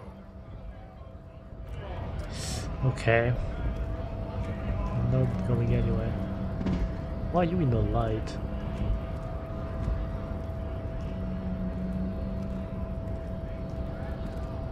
Hola, wandering man. How can I help you? Can you give me money? Sure thing, my friend. I can help you out. He flips a coin towards you. Try to catch it. The coin usually slips by your outstretched fingers and falls to the ground. Oh, I'm sorry. Didn't mean to throw it like that. It's a thing we harbor folk do, passing around cargo and such. Was not meant as provocation or ridicule. The boyadero stares at you with respect, then gestures towards the trickles of blood adorning your clothes. What? That is not what is on the screen right now. What? No blood on my clothes. Anyway. Appreciated. Right, always glad to help out the RCM. We're on the same branch, you and I. Humans, I mean, not slithering scabs. Good talking.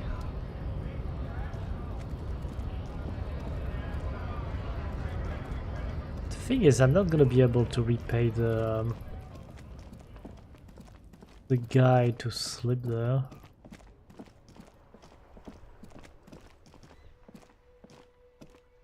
Think.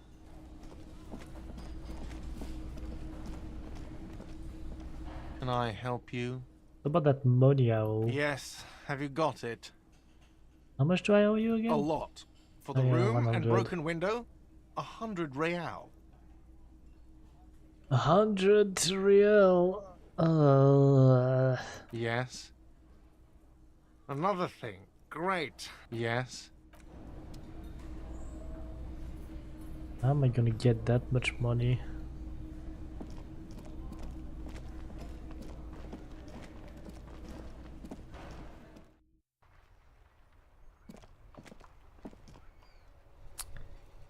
Da, da, da, da, da.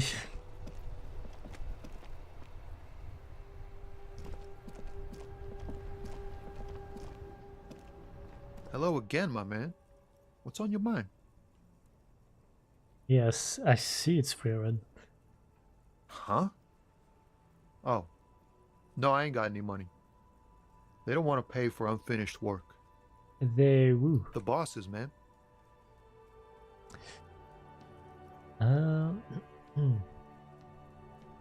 Makes sense. First work, then pay.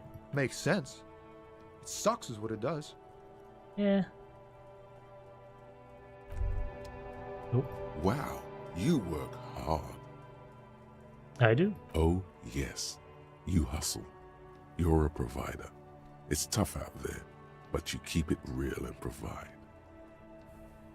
What hard work do I do exactly? Look at yourself. You're a human pedometer. You must have walked 200,000 steps down cracked asphalt, mosaic, sand, and linoleum after you re-emerged. That is the sign of a hustler who never gives up. The world is harsh and people are evil. You didn't make it that way, and you won't let it break you. You ride. I fucking ride till I die, bitch. That's just what it's like. Life and death. But you got gills on your side, baby. Got those black papers with the faces of the innocents on them. You bring in the Franco Negros and the Solas. It ain't easy, but you do it. Day in and day out. You didn't make the rules, but you won't lose. You're a cop and a sprinter and a money printer. Let's see, I took some money from that Manana guy too. You didn't log that in as a donation either. You don't log any of that shit in. You're a straight rider. Hell yeah. Guess I met some gills, sure. Sure. And has it been easy? Is life easy?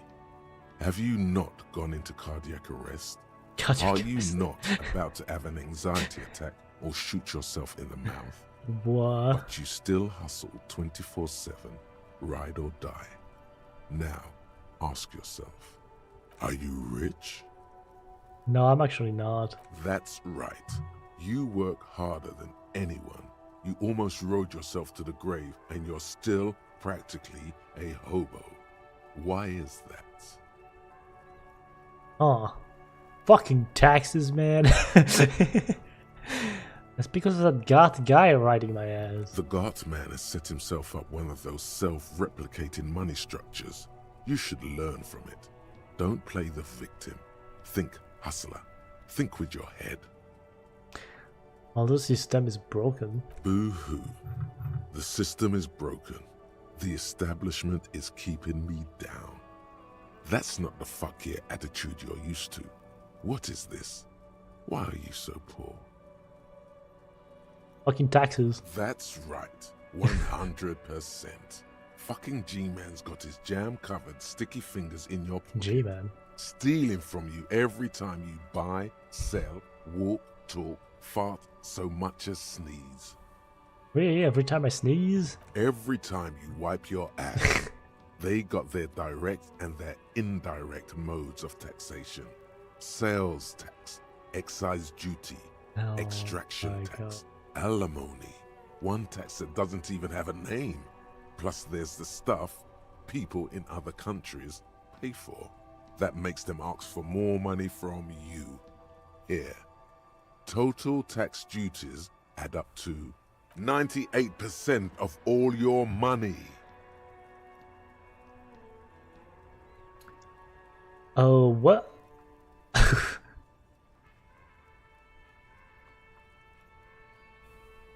Free market fundamentalist, free market type? What? Huh? What is that choice? Are you sure that seems like a pretty big number? What are you not sure about? They're milking your nipples till they bleed. Can't you see? Aren't you sick and tired of having bloody nipples?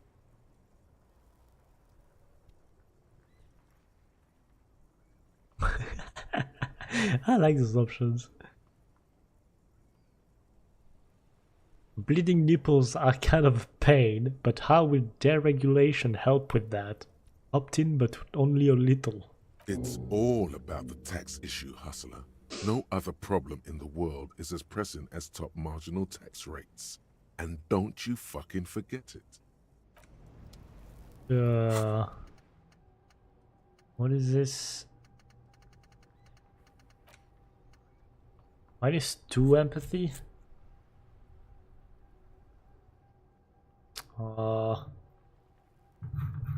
-2 empathy? But what will it give me? That is the question.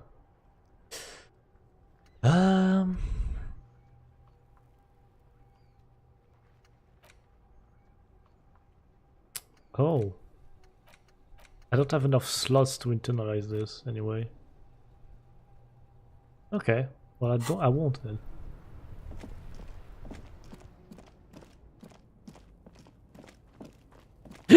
Oh, hiccups. Hiccups.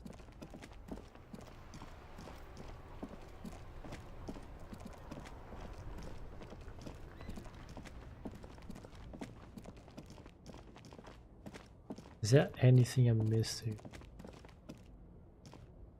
Don't think so.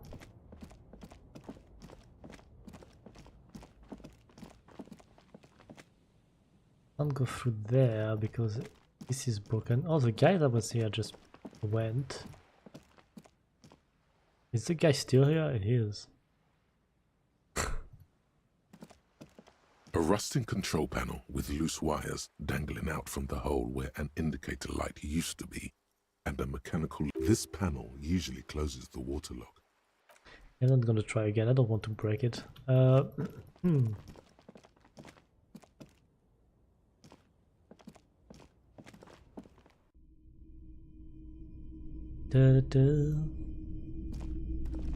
Hello again.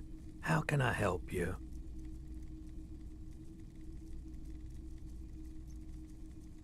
I wanted to ask about my missing gun again. Sure thing. Sure, man. Nothing. Okay. Can I sell something? Anything else you're thinking of selling? Oh, I can sell his handkerchief. Yeah, you know what? It's mine now.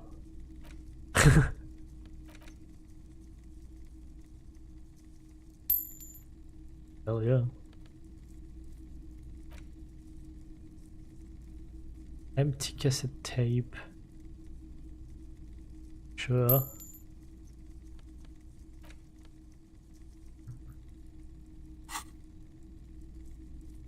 Don't have anything to sell at the moment. Another time, perhaps. Kinda wanna try this one. Is Roy high, and if yes, then what is he on? Feeling warm and enthralled by it. the movement of light, while the mind continues to race forward. Lucky bastard. He's probably on Parolidon. It's tough to come by on the street. What is that? A drug developed by the military to treat and prevent radiation sickness.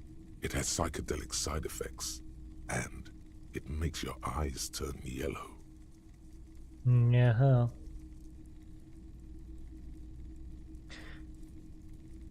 Get straight to the point. So where does the man get...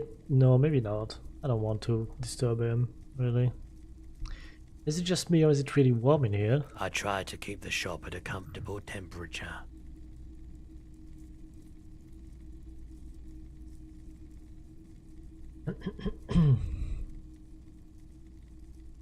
Chill out, man. I'm a chill out cop who just wants some of what you're having. Wink. Parolidon is just something you know, since the People's Pile disaster. Pile disaster? I don't know what he's talking about. I was with the Emergency Relief Brigade. Had to take it for radiation sickness.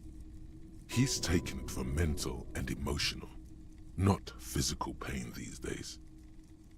The People's Pile, what's that? A bad idea. Some poor leftist built a particle decay generator in hopes of bringing affordable electricity to underserved communities. It malfunctioned. Radioactive waste everywhere. Probably some of it in you too. Yeah. Then what was this emergency relief brigade you were part of? We were an all-volunteer force. Self-organized. Tried to help the fire brigades contain the spill. Tough son of a gun, this one. Respect. I lived by the river since I was a small boy. The Esperance. Didn't have the art to let it all go to shit without trying to do something to help out. There wasn't much the volunteer force could do, however. We wasted years in the river mud. Years getting sick.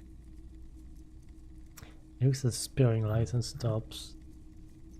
Must have been tough radioactive cleanup. There's a reason why everyone's tried to forget any of it ever happened, and why no one has tried to repair or replace the pile. So much disappointment, and early deaths. Cancer mostly. And we knew all that was coming even as we were cleaning up as best we could. Whose fault was it that the generator failed? No one's. Everyone's. Sighs and shakes his head. So much bitterness. A bunch of poor people built themselves a primitive nuclear reactor, hoping for the best. What do you think is going to happen? How did you end up running a pawn shop? The cleanup happened 15 years ago. I was young then. Later, my second aunt died. Left me this shack and all the assorted junk in it. So I came to Martinez. People told me don't go there. It's a shithole. It's a I shithole. said, people, we just had a nuclear pile meltdown. I'm gonna get as far away from Forburg as I can. Still in the same city, but... Thank you for telling I me. like the theory more than the story. Outward movement, not vortices. Yeah, you gotta get in on those vortices, my man. Care to share your pyrolidon with me? Have you tried it before? The lieutenant steps away, pretending to admire some of the knickknacks on display.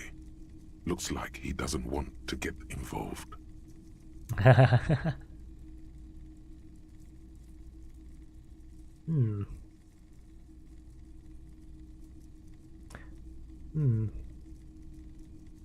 But I think I've tried it once and liked it. Here you go, man. He presents a large cap-shaped object on the palm of his hand. Very odd looking. Yes, darling. That's the coalition government ordained pyrolidon. Straight into your gut.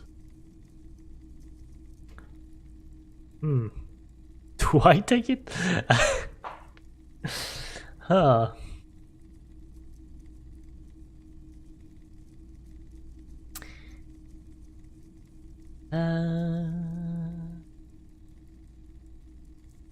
Might be interesting. Of course.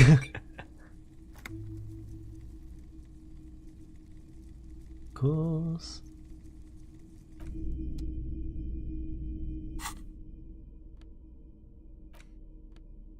Well, now I have this. +1 psyche, -1 health. Oh, okay.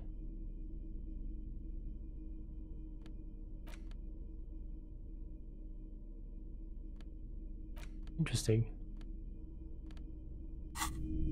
Not gonna take it.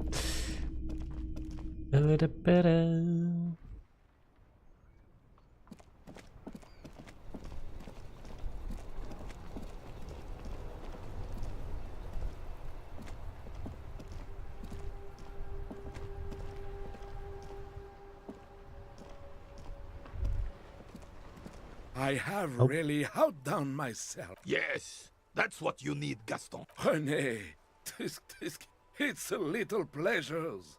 Life doesn't need to be a struggle. Hello, officer. How might I be of assistance on this fine day? Tell me, what do you know about the dead man? Let me think. I heard someone was hanged and left on a tree for a week. But that's all I know, really. Really, you know absolutely nothing? No, officers, I'm sorry. And I really would like to assist. You are both good guys. I can see that. Then help them, you wimp. You have plenty of shoulder with the ghost caviar in the Union. Someone must know something. I wish I could, but I just don't know anything. I always keep my nose clean and don't gossip. Everyone knows and respects that. Odd. He doesn't seem to be lying, but there's something off here. Sounds a bit like you're holding back. I'm not even anyone. Of course he's holding back. His mouth is so full of Union prick he can't even speak properly. Can I at least finish my fucking sentence before you piss on it? Is that okay, René? I'm not anyone important in the Union. I just know Evrard. How do you know Evra? Everyone in Martinez knows the Clare brothers. I taught these boys human studies and history in the gymnasium. What do you know about history? You never witnessed history. Only heard about it years later, when it had already moved on. You don't know history. The old soldier mumbles something under his breath and turns to face the sea. There he stands, proud, rigid and alone, like a cracking marble statue. Let's try not to get caught in a crossfire. Crossfire? Are you a union member? Oh, in many ways, yes. Like an honorary member. I attend meetings and parties, help with little things. Evrard, Edgar, and the older debarders all know me. See, so you're not an actual member. Not in the technical sense. I don't have a vote or a membership card, but Evrard keeps me on the payroll, just for the little things. So that's what it was before. Him hiding something. He tries to make it look like he's a big deal in the Union, and now the illusion is disintegrating before your and René's eyes. He doesn't know anything, because no one tells him anything. He's an outsider. Of course he's not a member. He's not a member of anything. I knew that. He's a Vezavane. Turns to where the wind blows and tries to look important. I hate the socialist rabble, but even siding with them is better than living your entire life on the fence. Never committing to anything. Pick a damn side already.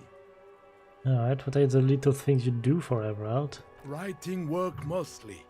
Occasionally, he needs something written, and I happen to have a way with words, people say. Ah, what kinds of things do you write for him? Oh, nothing official, I assure you. Just essays for the newspapers. About Martinez and how things are and how they could be. Evrard and I have these long talks where... Well, he tells his little pen man exactly what to say. It's commie propaganda, plain and simple. You should be ashamed of yourself. Alright, No, thank you. For being consummate professionals. You'll have this case wrapped up in no time. Can I have a bite of your sandwich? I'm sorry, officer. I really don't share food. Nothing personal, it's just a principle. The only one you have. Suddenly you realize how hungry you are. The last time you ate must have been, God knows when. Aeons ago. Probably when you were still a child. What? Please, man, can I just have a bite? Believe me, officer. I wish I could help you, but I need this sandwich to keep my blood sugar stable. In my age, you need to pay attention to these things. You can barely hear him. The sweet smell of pickles in harmony with garlic butter my God. and onions emanating from the sandwich is driving your mind in a singular direction. It must be yours. Oh no. Oh no, I don't have a choice anymore. Please, friend, let's just share it. Fuck off! It's mine! He jokes away, immediately startled by his own reaction. Sorry, officer. I'm sorry. I didn't mean it in a bad way. But the sandwich is mine. I'm not gonna share it. When the dissidents come to rape our country, he hides. But try to get a bite of his dear sandwich and he gets claws? You're a special kind of vermin, Gaston. Alright, bye. I'm sorry for disturbing your day. So, are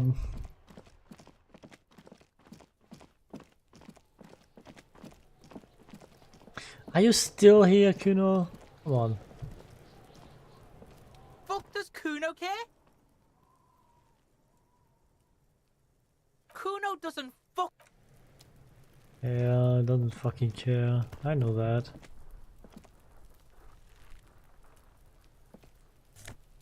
Ooh. Did I never... Okay. What do you see? I've already been through all this.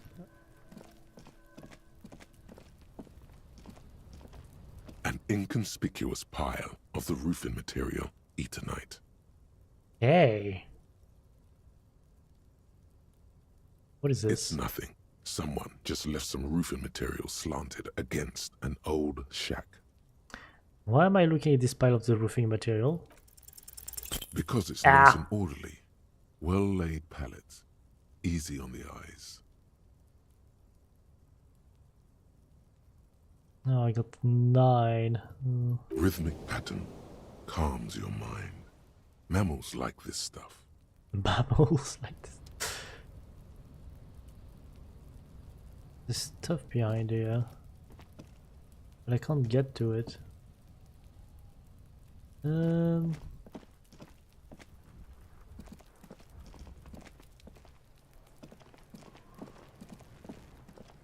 This trash container is locked. The sliding lid has a padlock that says, whirling in rags. Why am I looking at you, trash container? You're just a trash container. The body is downwind from here. Maybe you prefer the smell of garbage to the smell of death. How do we get the lock open? We could try using a pry bar. The one you took from my motor carriage, or... Or, Lieutenant? Or we could ask for a key from the manager of the Whirling in Rags. He probably has one. Yeah, that's better than just breaking into it. He might also have information. This is better than the pry bar idea. Also, the force thing is low.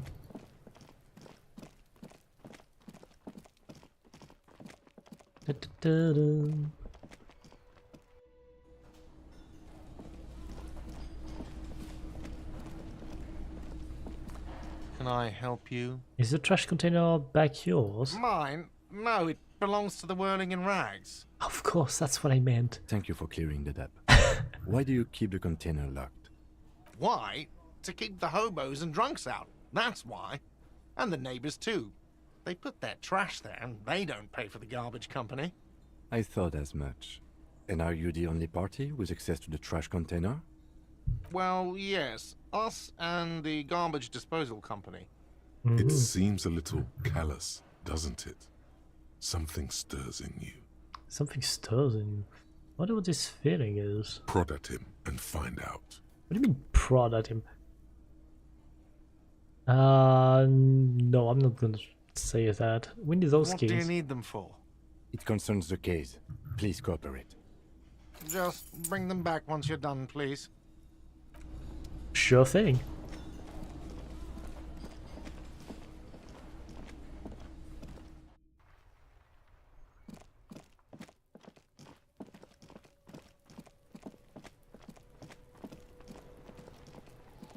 This trash container is locked. With a well-oiled crack, the lock pops open. It should now be possible to simply raise the lid. Don't. Maybe you shouldn't. What? Why? Just a feeling. A warning from some part of you. Yeah, fuck it, open. The smell of rotten food rises to greet you. You see soggy cartons, dirty rags, and organic waste. We're just in time. This hasn't been emptied for over a week. Nice. That means that might be some things there. Look under the boxes of carton. You see milk and egg rest with one broken egg in it. Some pasta wrapper. Picking up the soggy packages somehow feels familiar. A box falls into pieces in your hands. Batiste Soleil cereal. There are plastic pasta packages below. And turbo noodles. Nothing of note, however. Get the rags. Among the threadbare kitchen towels, something catches your eye. A pair of denim trousers. As the legs of the slime-covered jeans begin to unspool from the garbage, a rank corpse smell fills the air. The victim's clothes? Cadaver on the door is faint. If these belong to the deceased, they were removed when he was still in the early stages of decay. Drop them in here, officer. The lieutenant produces a black plastic bag marked evidence from his pocket. Guitar marked blue jeans. Pockets empty or emptied.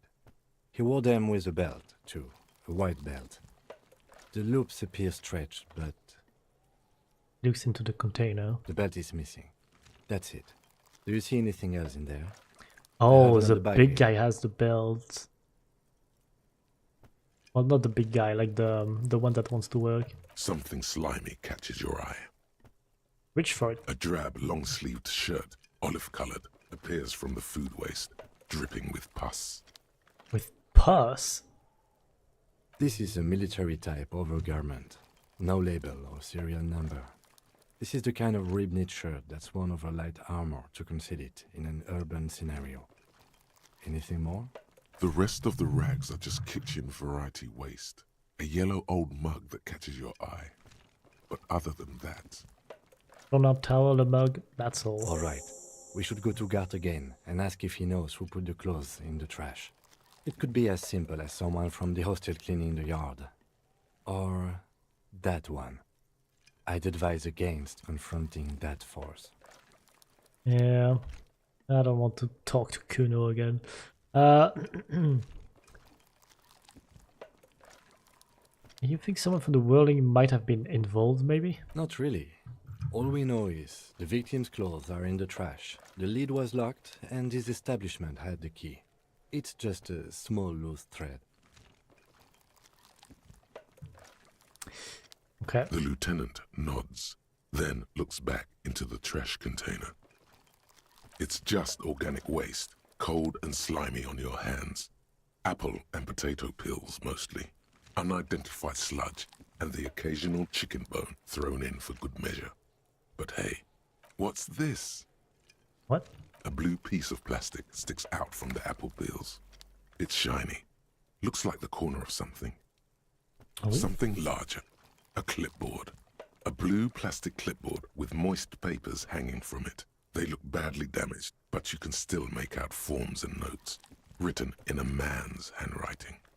Officer, okay. Is that your paperwork? I don't know what this is. Look, the plastic has the RCM street grid on it. You've even got an autopsy form in there. A miserable looking slip of paper sticks to the board. If you don't mind me asking, how did this get in the trash? Uh-huh. Someone from the whirling threw it in the trash? I don't know. I'm boring. Boring. Try dangerous. You should do a thorough inventory of that. Be sure some has not fallen into the hands of the RCM's enemies, organized crime or worse. Official notes sometimes contain informants' names, even undercover operatives. Okay, I'll do that. It would also not hurt to start taking notes on the case. Now, tell me what your eagle eyes see. Or are we finished? Some items, such as the ledger you found, are interactable. Go to your inventory and select the Interact tab to read your paperwork. Yeah, I'll do that in a second. The mug, I'm getting that mug too. You pick out a broken mug with an oddly racist depiction of the yellow man frolicking in saffron. Antique? Only in its social sensibility. Yeah. Mm-hmm. So Lieutenant briefly glances at the mug, then returns his sight to the trash. The container sounds a muffled gong. That's one thing off the list. I think we got it all. Alright. Now let's see what this...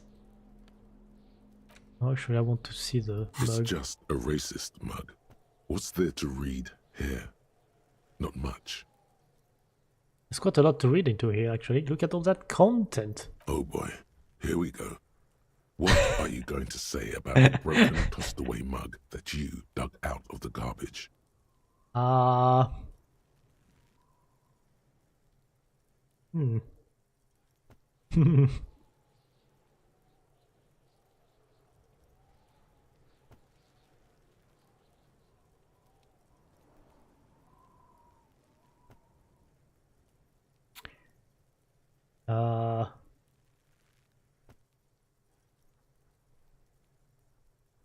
I have no idea.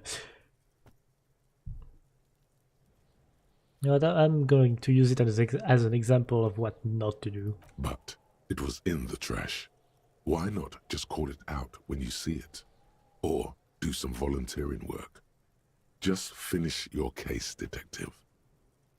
Oh, come on.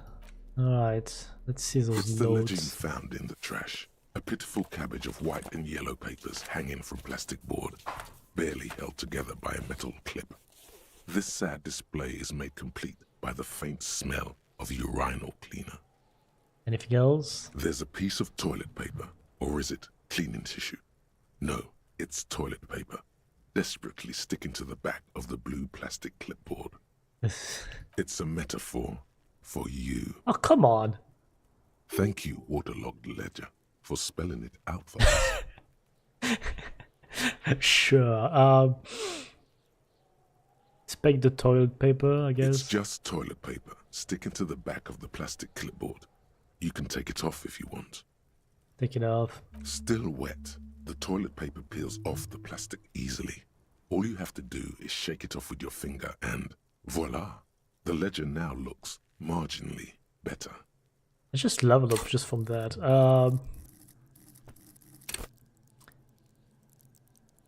I'm gonna level up the physical. There you go.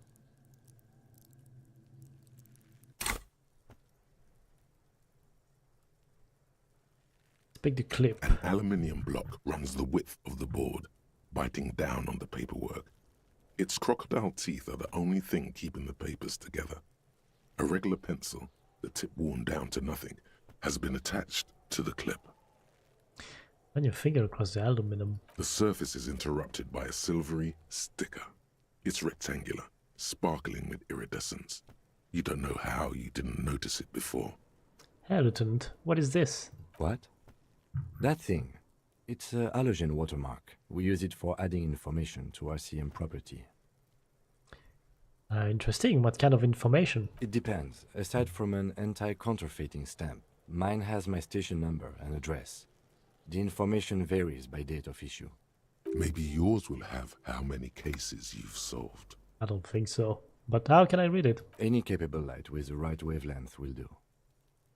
Like, for example? All RCM vehicles have headlights designed to reveal halogen watermarks.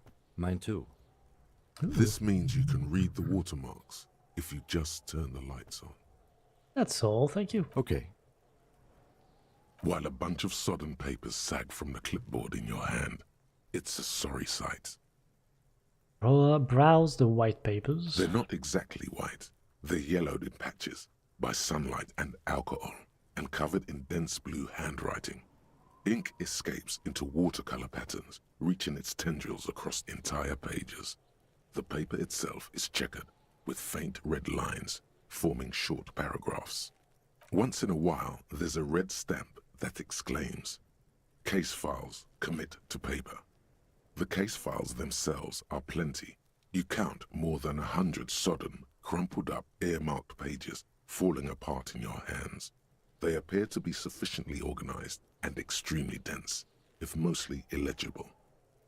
What is in there? What are they about? Work, strife, poverty, the Jamrock Quarter. These are handwritten logs of investigations dating back to January 51, this year.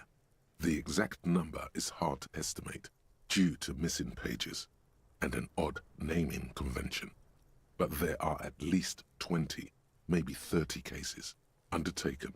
Not completed, mind you. Oh. It's the middle of March. You have attempted 2 cases a week on average. 2 cases a week? And you didn't finish any of them? So there was mention of a naming convention here? Yes, it appears you employ a, shall we say, robust yet literary system. Each investigation has its case number written on the margins. Yet, still more tellingly, most are accompanied by a name. A title, one might say even. One that draws inspiration from Snoop fiction and Vespertine cop show staples. Oh my, and they're written in capital letters too. Yes, all caps. Oh my god. One is called The Next World Mural. Another, the square bullet hole murders. Another yet, the unsolvable case. More? Others appear more light-hearted. The guys on a couch in an unexpected location, and the murder at the hookah parlor. Even the rare article-free collapsing tenement. Murder features prominently throughout. It's going to take an effort to piece these case files together, but it can be done. Once you're done inspecting them up close.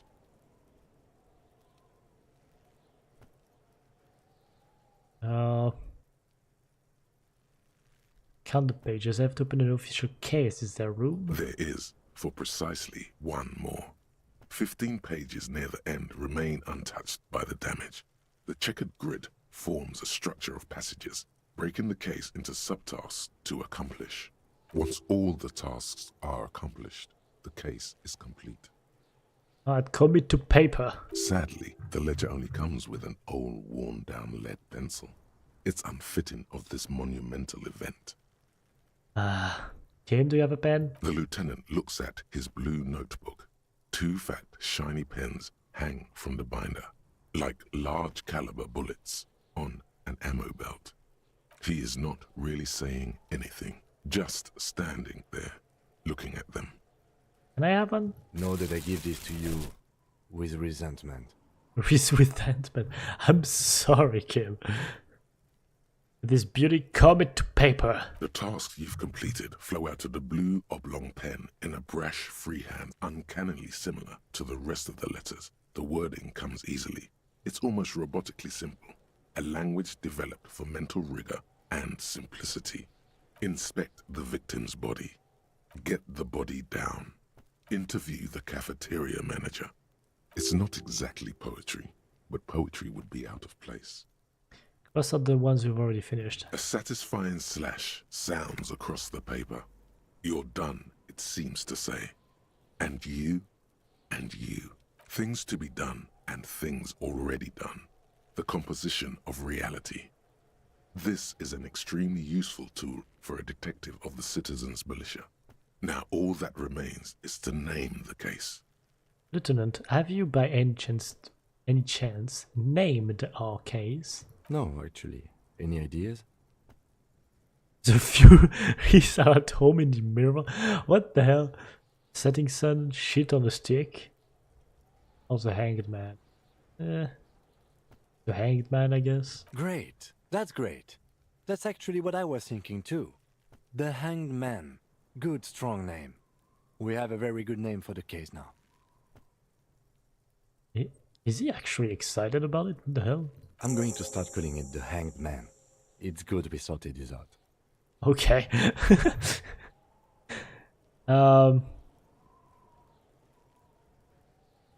Kim, all my cases employ a naming convention similar to what we used on ours. Yes, how very childish of you.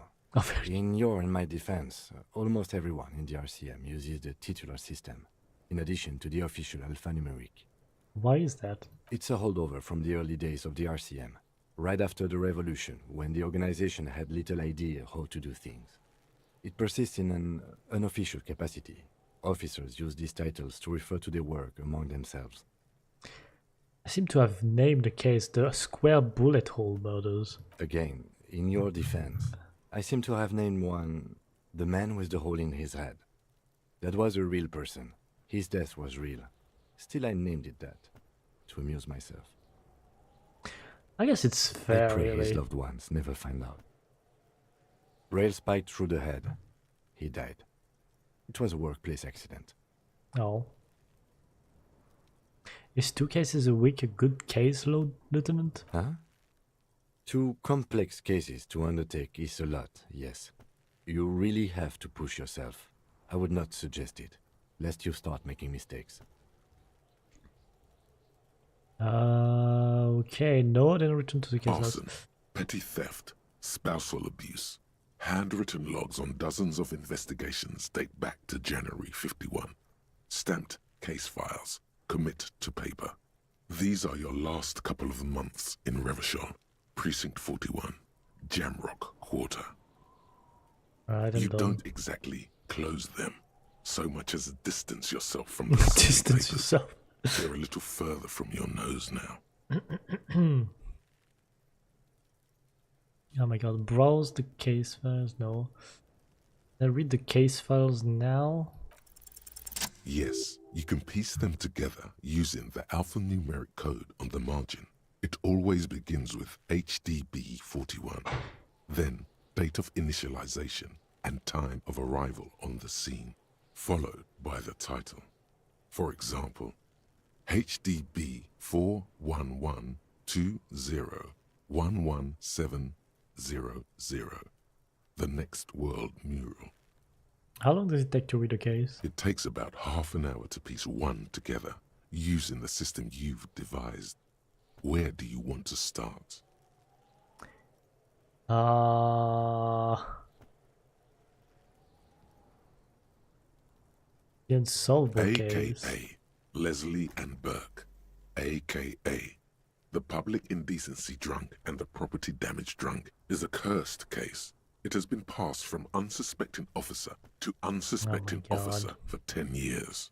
On January 29, the unsolvable case made its way to you. Why you accepted it, it is unclear.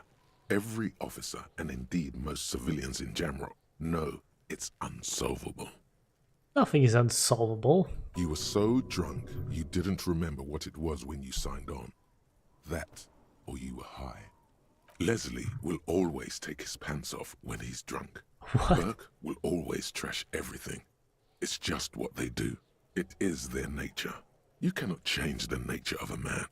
And you can't lock them away because public indecency and small-scale property damage are not punishable by incarceration.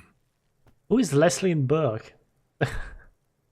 The only way for Leslie to stop flashing his genitals to bypassers and for Burke to stop dismantling signage and rear-view mirrors would be for them to stop drinking alcohol, which, in their 40s or 50s, it's hard to tell because of their distorted features, is a medical improbability on par with you ceasing to produce the expression. Couldn't we just keep them off the streets? You would think that, but you're wrong. Where's the fun in exposing your genitals or breaking stuff in your own home? No, Leslie and Burke are on the corner of Main Street and Perdition, because that's where the action is. Can you keep yourself off the streets? Right. Threatening, fines, dragging them to the station, locking them up in the hellholes they live in, locking them up in the station, hypnotherapy, even trying to get the local gang of Zemyaki to take them out. The Zemyaki gave them ethanol, so Burke and Leslie would expose and rampage even harder. You tried it all, and still the complaints wouldn't stop, as they hadn't stopped for 10 years. It's plain to see from the files that you, Satellite Officer JV, and Special Consultant TH had more important cases to attend to. You uncover cross-reference to several ongoing investigations, each brought to a standstill every time you drive down Main Street, because there they are, on the corner of Perdition. And what is Leslie doing? Leslie? Public indecency, I guess? Good. You're learning. If the files are to be trusted, that's all there is to it. That and Burke breaking things, and the fact that they're both drunk. But then again, so are you.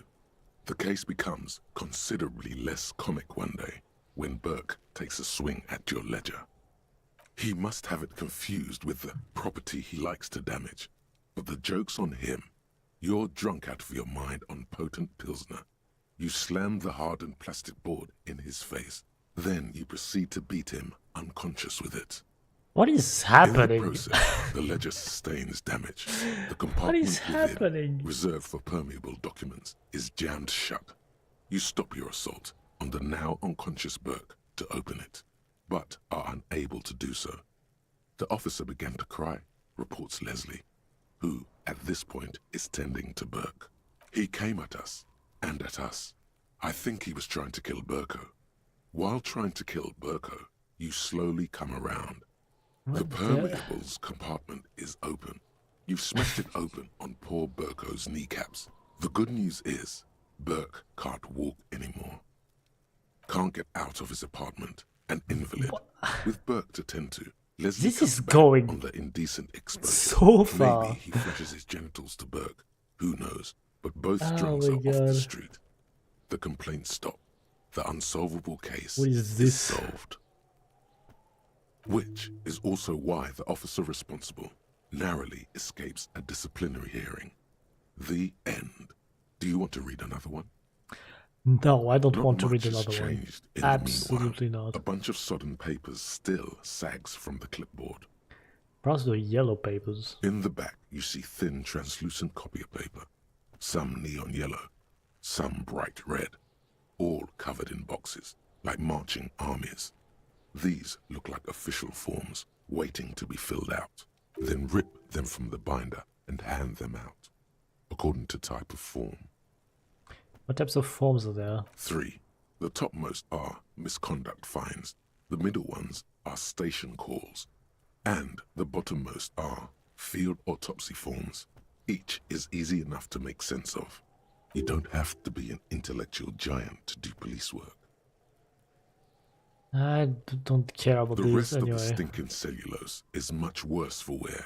Being sandwiched between the board and the rest of the paperwork must have spared the fragile copier paper. Look at the clipboard. It's made of dark blue plastic, hard enough to beat someone to submission with.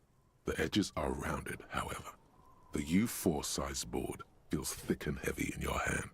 Light shimmers on its wet surface. On the back you see the embossed letters, RCM.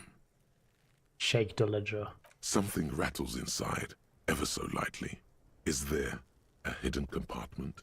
Permeables. Ooh. It's not hidden per se. The compartment is made for permeable materials that would get damaged if something happened to it. Big inside. The plastic shimmers like lapis lazuli, but it is not see-through. You cannot see to its center. How would I open it? With your hands. With your hands. Sized pages hang from the clip, screwed to the top of the board.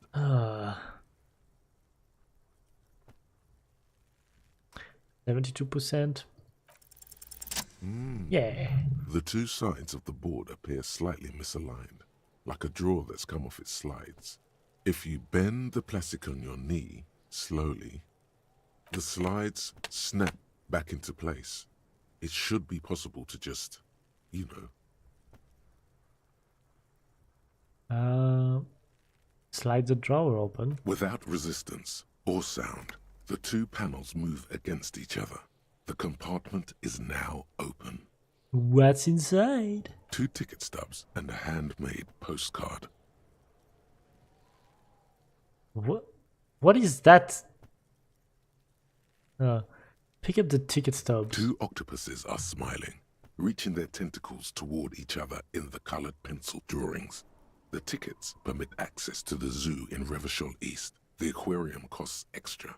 These let you go there too. Nice. Pick up the card. Thin wax paper has been glued to a piece of cardboard.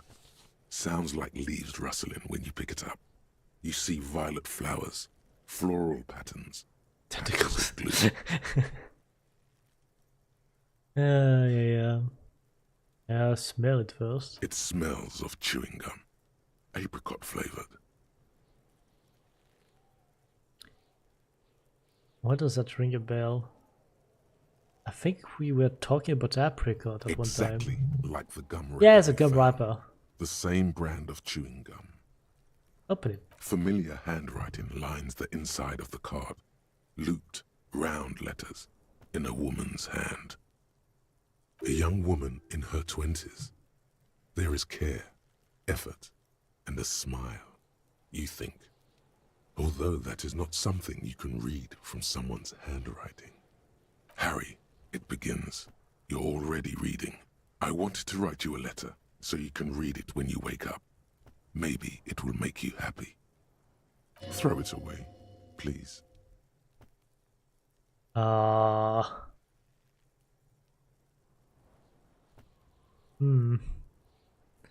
it will make me happy. A merciful wind blows in from the bay of Reeeeeeeee, dusting the ground at your feet and raising newspapers far away. You feel the card slipping into it. Hold on to it, read the card. Your hands shake, holding on to it. Every morning when I step out and you're asleep behind me, it says, I find a little piece of sadness in me. I carry it in my chest down Voyager Road. Every step I take, it grows. By the time I reach the fuel station, it has filled me entirely. I step onto the light rail and look back. Sparks fall from the bow collector. I know it will be like this until late afternoon, when I get off the 42 and walk back to you. Keep reading. You. Every step I take will get lighter. It almost makes me run. Sometimes I do. I can't believe I met you. I can't believe the happiness I feel with you. You have a vast, vast soul, and I will always, always, always come back to it. Damn. Kisses, kisses, kisses. You feel the air sucked out of your lungs and the blood sucked out of your head. Everything around you gets dark. Small white dots appear.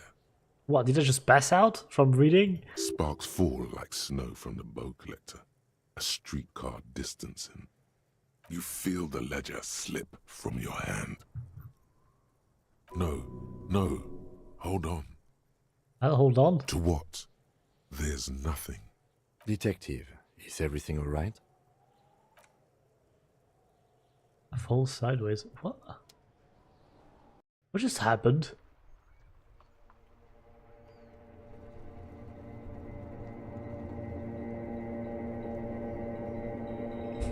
What just happened?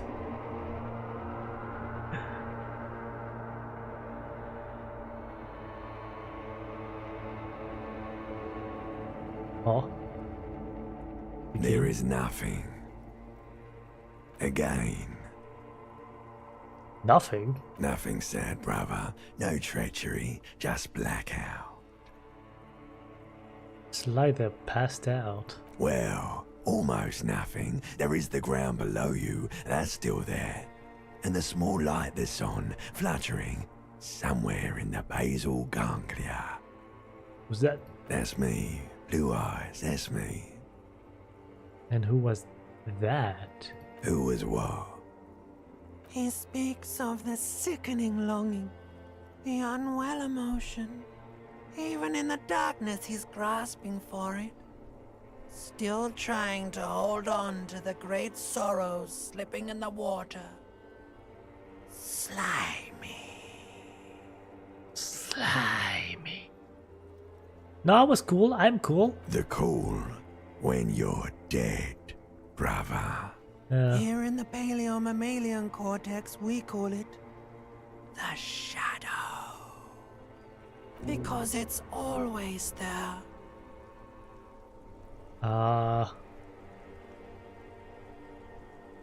What? Where is Voyager Road? There is no Voyager Road. There are no roads, no houses, no lights in the windows. It's all on pause. Was the X something? The bloated corpse of the past resurfacing. No, it was beautiful. Beautiful. Believe me, stupid ape. Its lack of beauty was not the problem. Something about a bow collector too. Yeah, man. What was that about? No. You think they would let you? Until you disintegrate into biomolecules? No. Someone is breathing on your face now, inspecting your pupils, stupid idiot. Stupid idiot? What is that? It's gold. Yes. They're pouring something on you. It's in you. And it's delicious. Delicious? What? Glowing lights on a dashboard emerge out of nothingness. Where am I? In the upholstered cabin of Lieutenant Kitsuragi's motor carriage, seated in the driver's basket. The air is thick with leatherworks and heavy fuel oil. Cold water runs down your chin. Drink. Water. The lieutenant is extending a small canister to your mouth. Yeah, I'll drink. The water is cold, silvery, the stuff of life itself, as it pours down your parched throat. The pounding in your head recedes. The darkness parts. Drink. You haven't drunk water in 2 days. Did you know the human body is not made to survive on alcohol alone? You need a secondary form of hydration. With greedy gulps, you down half a liter of cold Half a water. liter? Some of it spills on the driver's seat. The lieutenant pays no heed to it. What happened? I should ask you the same. You were reading your paperwork. Then you passed out. I carried you to my kinema to take you to a hospital. Then you came to. How long was I out? 10 minutes, maybe. Yeah, it's fine then.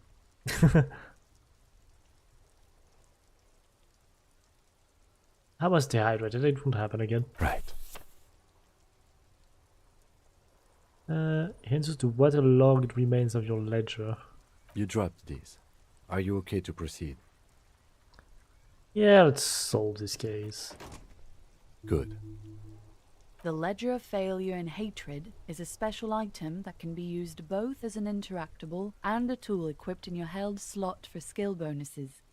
Find it under the Tools tab in your inventory. I can hold it?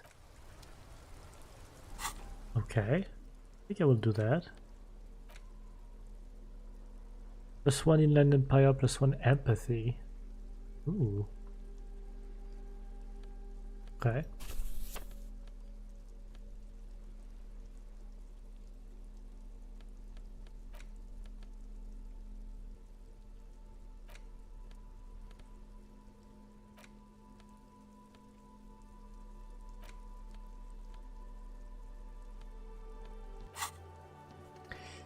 Alright. Skinner has got turn on the lights. And I got a few things here.